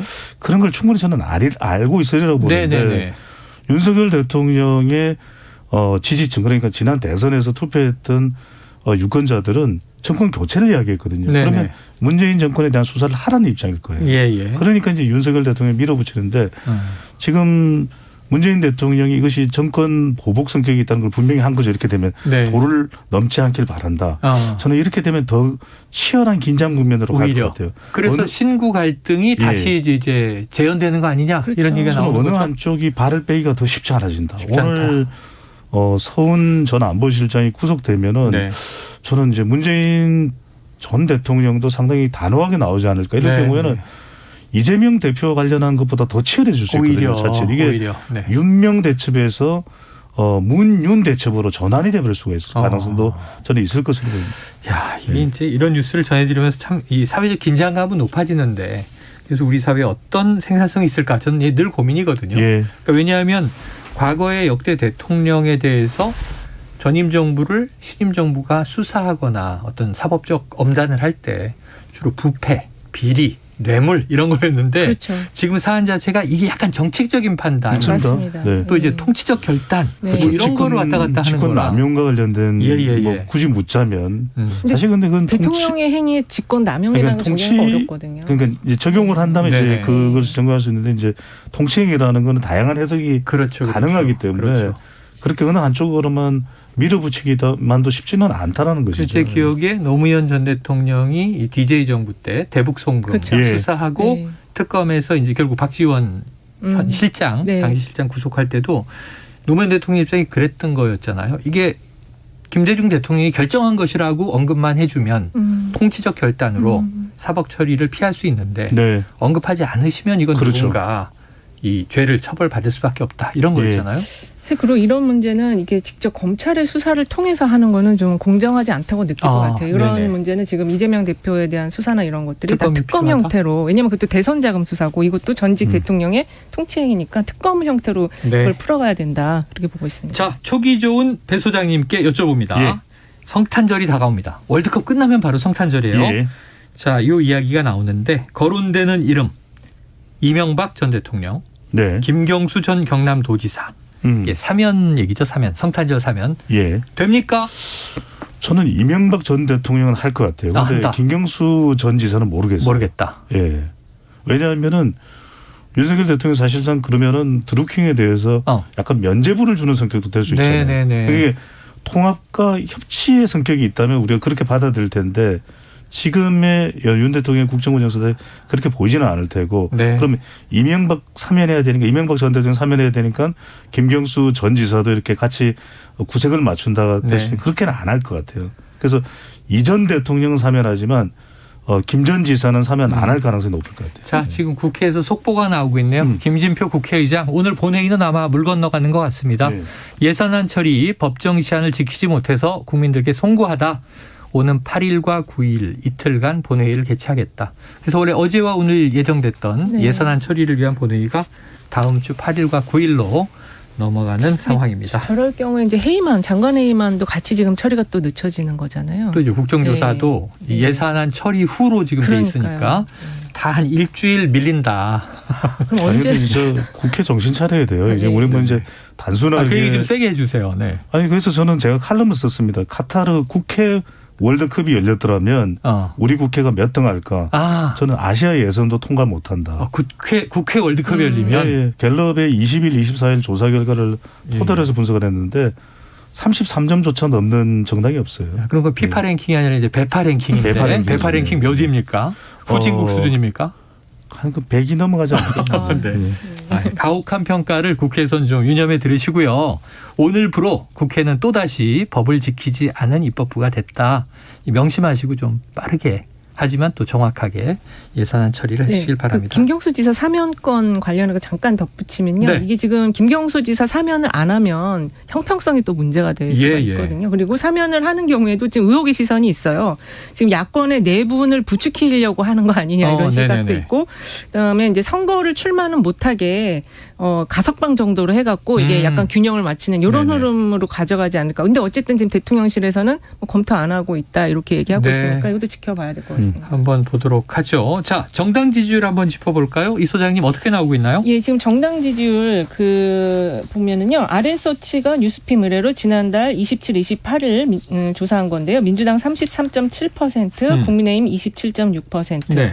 그래서 지금 두 당 모두 그 큰 폭, 민주당은 소폭 3.9%포인트, 국민의힘은 12.2%포인트 하락을 했는데요. 하락하고 있네요. MBS 조사는 이게 이제 조사 방법이 두 개가 좀 다른데 MBS는 28일에서 30일 조사가 됐고요. 민주당 34%, 1%포인트 지난 조사 대비 상승, 국민의힘 32%, 지난 조사 대비 2%포인트 상승, 무당파층은 28% 이렇게 나왔습니다. 하나는 격차가 크고 하나 붙어 있네요. 그래서 지금 그 오늘 갤럽까지 같이 해보면 갤럽은 민주당 33, 국민의힘 35에서 이제 그 국민의힘이 민주당을 앞선 결과가 나왔는데요. 지금 정당 지지율이 좀 약간 혼조세요. 조사마다 좀 다르고 조사 방법에 따라서 다른데 어쨌든 지금 전체적인 흐름을 보면 민주당은 약간 답보 상태, 국민의힘은 약간 오른 그런 지금 결과라고 볼 수 있을 것 같습니다. 알겠습니다. 이거 어떻게 해석합니까, 배 소장님? 그래서 이제 조금 이제 기간에 따라서 다르긴 한데 저는 전화 면접 조사를 보면 대체적으로 팽팽하다, 큰 차이가 아니다. 그러니까 뭐 국민의힘이 오차 범위는 높은 갤럽 조사도 있지만 큰 차이가 아니지 않습니까? 근데 이제 이런 생각을 해볼 수가 있겠죠. 왜 대통령 부정평가가 이렇게 높은데 민주당의 지지율이 더 못 올라갈까? 뭔가 좀 민주당의 변화. 그러니까 국민의힘은 워낙 지금 뭐 윤석열 대통령 지지율과 같이 묶여 있는 것 같아요. 그러니까 윤석열 대통령 지지율이 좀 올라간 조사에서는 국민의힘 지지율도 올라가는데 그렇다면 민주당이 앞으로 어떤 지지율 상승을 위한 변신을 해야 될까? 그래야 적어도 올해도 오래지만 내년부터는 사실상 이제 총선 시즌으로 들어가거든요. 그렇죠. 그때 좀 우세한 정치 지형을 확보하기 위해서는 민주당의 변신과 변화가 필요할 것 같아요. 자, 총선이 지금은 내후년이지만 내년이 되면 이제 다음 해가 되는 거고요. 뭐 4월이 되면 이제 대략 1년 남았다. 날수는 한 500일 정도 남았다고 하더라고요. 금방 지나가요. 자, 조금 전에 말씀드린 정당 지지도 여론조사도 이 중앙선거여론조사 심의위원회 홈페이지를 참조하시면 되겠습니다. 자, 이번 주에 가장 뜨거운 핫 이슈는 아무래도 화물연대 파업인 것 같아요. 자, 이윤영 소장님께서 화물연대 파업을 키워드로 빅데이터 조사를 해오셨습니다. 어떤 내용입니까? 일단은 지금 조사 기간은요. 한 달로 제가 잡아봤습니다. 그래서 11월 1일부터 30일까지 했고요. 빅데이터 분석도는 썸트렌드를 이용해서 분석을 했습니다. 키워드는 화물연대 파업을 했는데요. 일단 언급량은 25,920건으로 상당히 좀 관심도가 그래도 있는 편인데 특히 여기 11월 20일 이후에 언급량이 이제 좀 증가하기 시작했고 25일 날 크게 증가하고 그다음에 29일, 30일 사이에 또 크게 증가를 했어요. 그래서 요거는 이제 28일 날 대통령실에서 업무 개시 명령 의견을 내면서부터 관심이 더 폭증을 했다 이렇게 볼 수 있을 것 같고요. 연관어 전체 수를 보면 파업이 1위, 그다음에 노동자, 안전운임제, 국민 안전 이런 식으로 나왔습니다. 그래서 그 어쨌든 이게 지금 경제 주름살을 주는 그 파업 그러니까 노동자에 대한 문제이긴 하지만 안전운임제는 그 물류의 선진화를 위해서 좀 필요하다. 그래서 안전운임제라는 게 3위에 올라와 있고요. 긍부정어, 감성어를 보면은 긍정어는 34.9%, 부정어는 63.5%로 부정어가 지금 많은 상황이고요. 부정어로는 그 지금 그 피해, 위기, 불법 이런 단어가 올라왔고 긍정 감성어로는 안전, 지지한다, 정상적 이런 단어들이 올라왔습니다. 아니 근데 이게 긍정 안에 이 새머리를 비하하는 표현인 요새 이 새머리 비하하는 단어가요. 그 긍부정 안에 다 같이 막 계속 올라가요. 이게 뭐지? 그래서 이 욕입니다. 욕이에요. 그래서 이게 부정에 올라와 있는 이게 머리 거거든요. 나쁘다 이렇게 욕할 그런 때 쓰는. 겁니다. 그래서 그 정부라든지 뭐 이렇게 그 이제 파업을 일으키는 쪽에 좀 욕을 하고 싶을 때 요 단어를 측이든 예. 정부 측이든 예. 국민들이 욕하고 싶을 때 이제 이 요 단어를 새머리야 뭐 이렇게 한단 말이죠. 근데 제가 이것 때문에 찾아봤어요. 근데 네네. 새머리가 나쁜 게 아니고 새머리가 굉장히 좋답니다. 아, 그래요? 그래서 요거는 좀 반대적인 의미로 쓰이고 있다. 네. 네. 그래서 뭐 그래서 젊은 세대들이 이 말을 많이 쓰나 봐요. 방송에서 이제 사용하기는 적합지 않은 네. 네네. 표현인데 한물연대 관련해서는 MBS 여론조사도 있지만 이걸 파업에 대한 것을 물어보면 대체적으로 일반인들은 좀 불편함이니까 여론상으로는 부정적이다. 파업 자체가 좀 부정적일 겁니다. 예, 실제 예. MBS 조사에서도 자제해야 된다가 58%, 아. 정당한 단체행위다가 34%인데 예. 근데 이게 또 정말 극단적인 충돌 사태가 되면 이것도 큰 피해가 될 수밖에 그렇습니다. 없고요. 그렇습니다. 갈등 요인도 될 수밖에 없는 것이고요. 맞습니다. 자, 지금 이제 윤 대통령 지지율 상승 요인 뭐 소폭 오르긴 했습니다만 네. 정부가 업무 개시 명령 내린 부분이 작용한 거 아니냐? 배 소장님 작용했다고 보세요? 네, 보수 강성 지지층들을 일단 결집했고 중도층에서도 일단 불편함이 바로 이제 노출되기 때문에 그게 영향을 줬을 테고요. 우리가 항상 파업이나 이렇게 사회적인 집단 시위나 이제 의사 표현에 있어서는 결과론적인 해석을 하면은 파업이 상당히 불리해질 수밖에 없거든요. 불편함을 초래하죠. 이렇게 엄청난 산업 피해를 줍니다. 네. 기름도 지금 쓸 수가 없습니다. 이렇게 되면 근데 이제 중요한 것은 이렇게 해서 문제 해결이 잘 되면 네. 윤석열 대통령의 지지율은 더 올라갈 수 있습니다. 그런데 만에 하나 이제 앞으로 이것이 극단적인 상황이 발생하면 왜 현장에서의 조정 3단계입니다. 두 번째로는 사회 합의, 세 번째로는 법적 조치. 네. 그러니까 업무 개시 명령은 최종적으로 사실은 투입돼야 되는 조치일 수 있는데 단호한 대응으로 상당히 빨리 들어간 셈이다.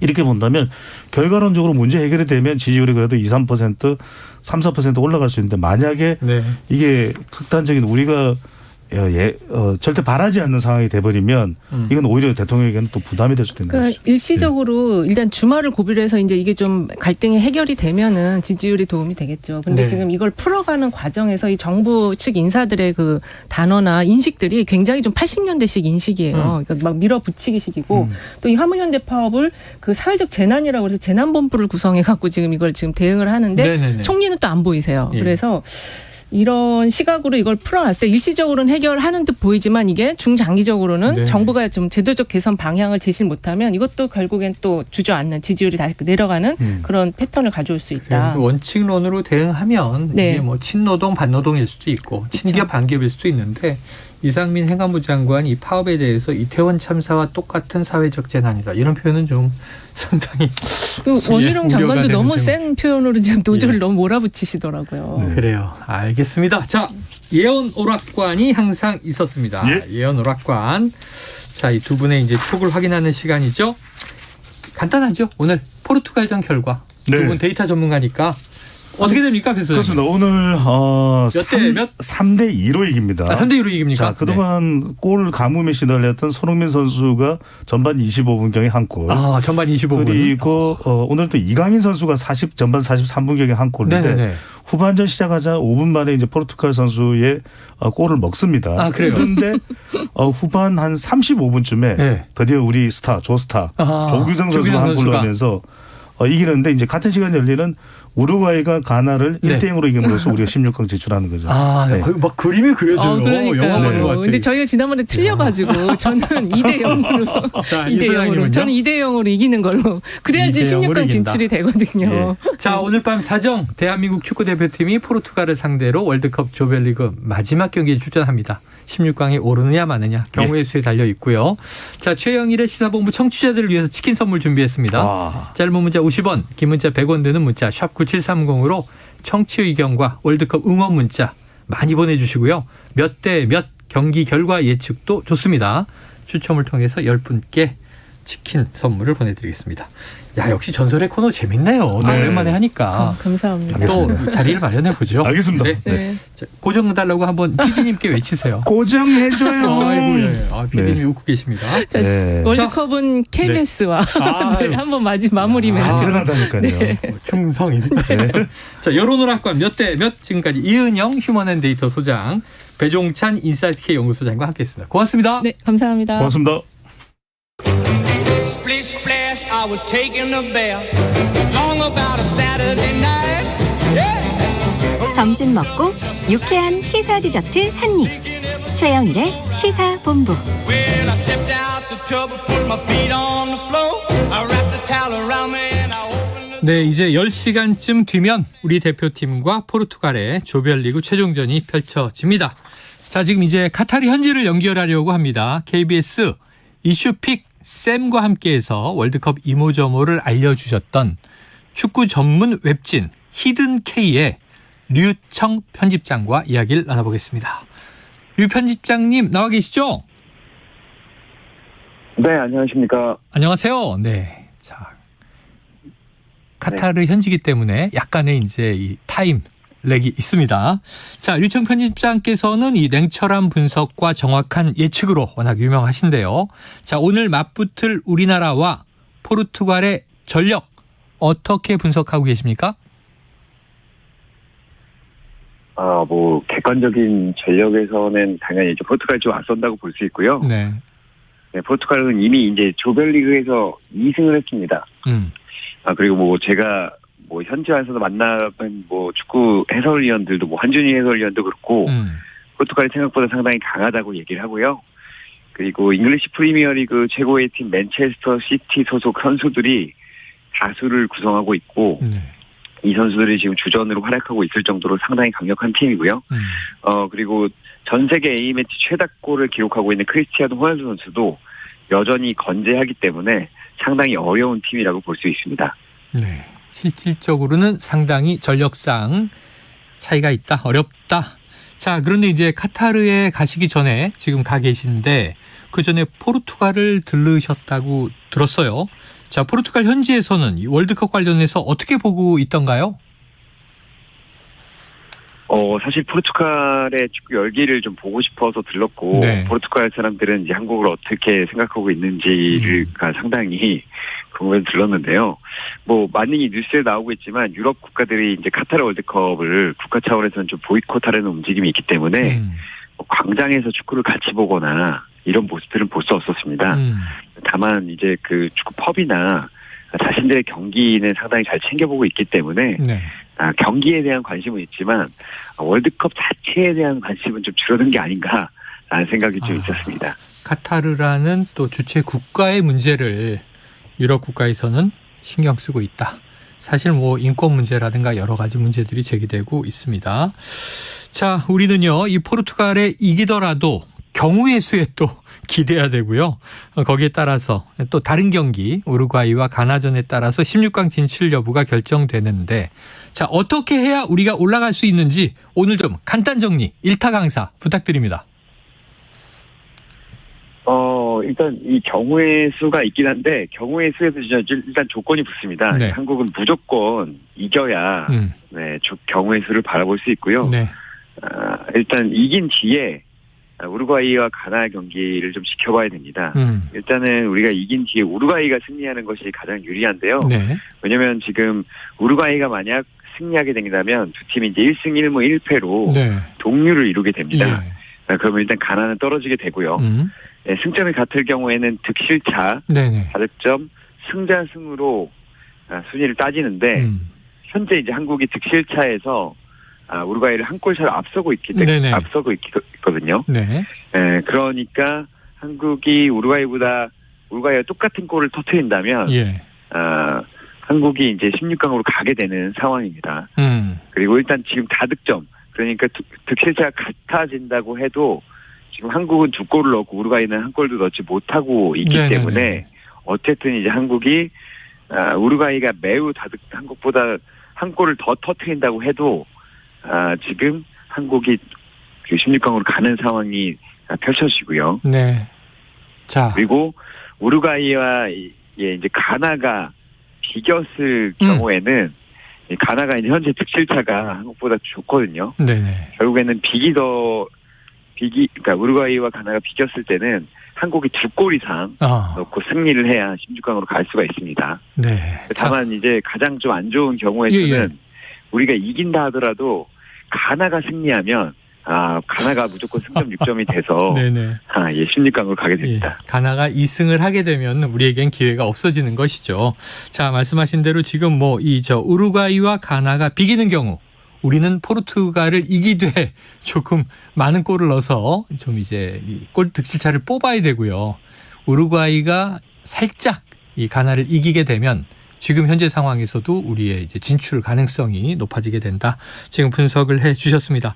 자, 벤투 감독이 우루과이전과 가나전의 선발 명단을 다르게 운영했었습니다. 그러면 오늘 라인업은 어떻게 짤 것인가? 지금 이강인 선수가 손흥민 선수와 짝지어 훈련했다. 이런 소식이 들려와서요. 이강인 선수의 선발 가능성 어떻게 보십니까?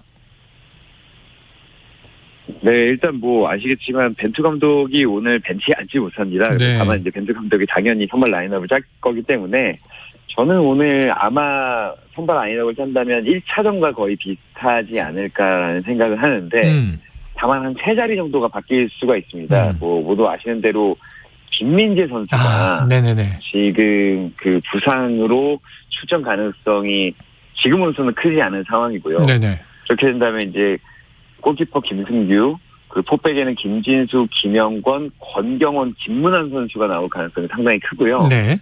앞에 이제 미드필더 3명으로는 정우영, 이재성, 황인범 이건 1차전과 똑같습니다. 네.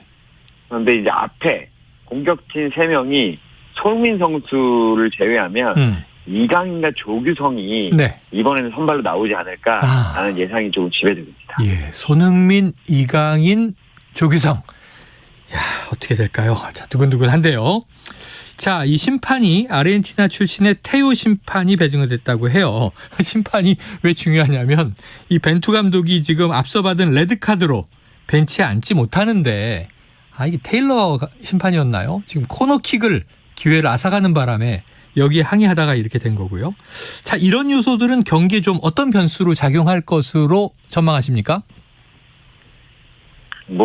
일단 뉴스가 많이 나오고 있는데 벤투 감독이 당의 통신기계를 쓰지 못해서 지시를 할 수는 없는 상황입니다. 네네네. 그럼에도 불구하고 일단 감독이 오지 못하는 거에 대한 마이너스 요소는 없을 거라고 봐요. 벤투 감독이 코칭 스태프와 상당히 오래 같이 일을 했고 네. 이 코칭 스태프가 벤투 감독과 아주 좋은 그 철학을 공유하고 있기 때문에 그것은 문제 없을 것으로 보이고요.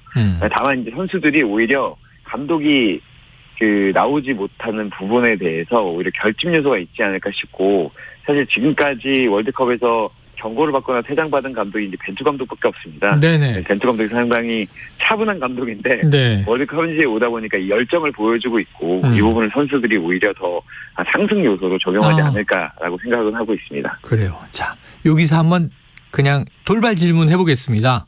아주 냉정하게 전문가로서 오늘 우리 경기 결과를 몇 대 몇으로 예측하세요?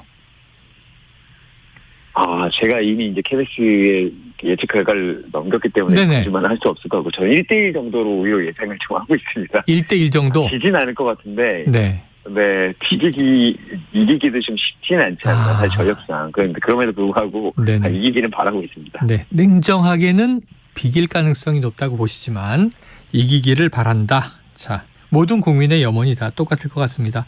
자, 아직 경기가 남아 있습니다만 이 진출이 확정된 나라들이 있어요. 브라질, 포르투갈을 합치면 16강 중에 14개 국가가 확정된 상황입니다.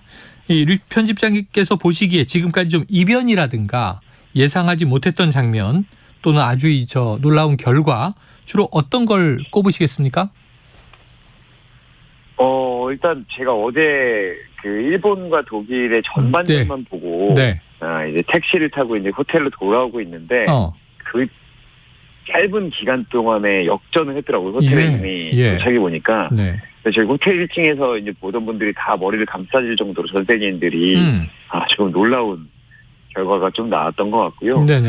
일본이 죽음의 조에 들어갔는데 독일과 스페인을 연달아 꺾었고 독일은 지금 2연속 16강에 진출하지 못했는데 이게 사실은 제 입장에서 가장 충격적이고 그리고 벨기에 황금 세대가 물론 이제 좀 노쇠했다는 평가를 받지만 세계 1위를 상당히 오래 했거든요. 근데 이 팀도 어제 크로아티아 비기면서 16강에 나서지 못했습니다. 이 벨기에와 독일의 탈락이 현장에서도 충격적으로 받아들여지고 있습니다. 그래요. 지난 독일 2018년 러시아 월드컵에서의 탈락은 우리가 2대0으로 이겨버렸던 기억이 있는데, 자, 말씀하신 대로 오늘 새벽 있었던 일본과 스페인 경기를 보고요. 이런 얘기를 하는 분들이 있습니다. 일본의 실력도 뭐 인정을 해야겠으나 같은 시간 경기 중이었던 독일이 앞서 나가니 스페인도 뭐 최선을 다하는 것 같지 않더라. 유리한 대진을 위해서 시간 끌게 한 것 아니냐. 자, 류 편집장께서는 그런 대목이 좀 있었다고 보세요? 뭐 그렇게 볼 수 있는 장면들이 보시기에는 그렇게 보일 수 있는데 저는 뭐 그렇게는 보진 않고, 다만 이제 독일도 앞서가려고 했지만 사실은 그전 경기들의 영향이 있었기 때문이지 그 몇 분 때문에 그런 것은 아니라고 좀 보고 있습니다. 예, 그래요. 자, 조별리그를 통해서 드러난 전력으로 봤을 때 이 토너먼트로 이제 전환되니까요. 다크호스 어디로 보십니까? 저는 모로코가 생각보다 상당히 강하지 않나라는 생각을 조금 하고 있습니다. 네네. 이제 앞서 말씀드렸던 벨기에를 탈락시킨 장본이기도 한데요. 모로코가 이제 벨기에를 2대0으로 잡고 결과적으로 조에서 크로아티아와 함께 올라왔는데 모로코를 봤을 때 슈퍼스타는 없습니다. 근데 이제 뭐 하킴이라는 파리 생제르맹에 뛰는 풀백이 상당히 강하고 하킴 지에으라는 첼시에서 활약하는 선수가 있긴 하지만 이 팀이 벨기에를 꺾고 올라갈 거라고 생각한 팀은 없었거든요. 근데 이 팀 인터뷰를 보면 왜 강력한지 알 수 있습니다. 우리가 생각해도 우리가 슈퍼스타는 없지만 아마 월드컵에서 우리를 이기기는 쉽지 않을 것이다 라고 선수들이 생각을 했다는데요. 정말 그런 짜임새가 있는 팀이기 때문에 토너먼트에 가더라도 아마 이 팀을 쉽사리 넘어서기는 쉽지 않아 보입니다. 예, 스타는 없어도 조직력으로 승부한다. 자, 이 질문 빠질 수 없는데요. 이번 월드컵 우승 국가 어디로 예언하시겠습니까? 저는 뭐 이건 일관되게 말씀드리고 있는데 오히려 프랑스가 빠진 선수가 많거든요. 발롱도르를 받은 벤제마 선수도 이제 부상으로 낙마를 했고요. 뭐 2018 월드컵 멤버 중에서 뭐 포그바와 칸테라는 여러분들이 다 아시는 중요한 선수들도 부상으로 이제 나오지 못하고 있는데 막상 경기 대회에 들어서니 킬리안 음바페라는 세계 최고의 스트라이커가 제 역량을 발휘하면서 이 팀이 상당히 단단해졌습니다. 알겠습니다. 이번 대회 보면 뭐 독일이나 스페인 보시면 알겠지만 스트라이커가 없는 팀도 힘들어하고 있거든요. 프랑스로 정리하겠습니다. 유리하지 않나라. 고맙습니다. 오늘 말씀 잘 들었습니다. 지금까지 카타르 현지에 있는 히든K 류청 편집장과 말씀 나눴고요. 오늘 준비한 내용 여기까지입니다. 치킨 당첨자는 시사본부 홈페이지를 확인해 주십시오. 전 월요일 12시 20분에 돌아옵니다. 이기고 월요일에 뵙죠. 청취해 주신 여러분 고맙습니다. 대한민국의 따뜻한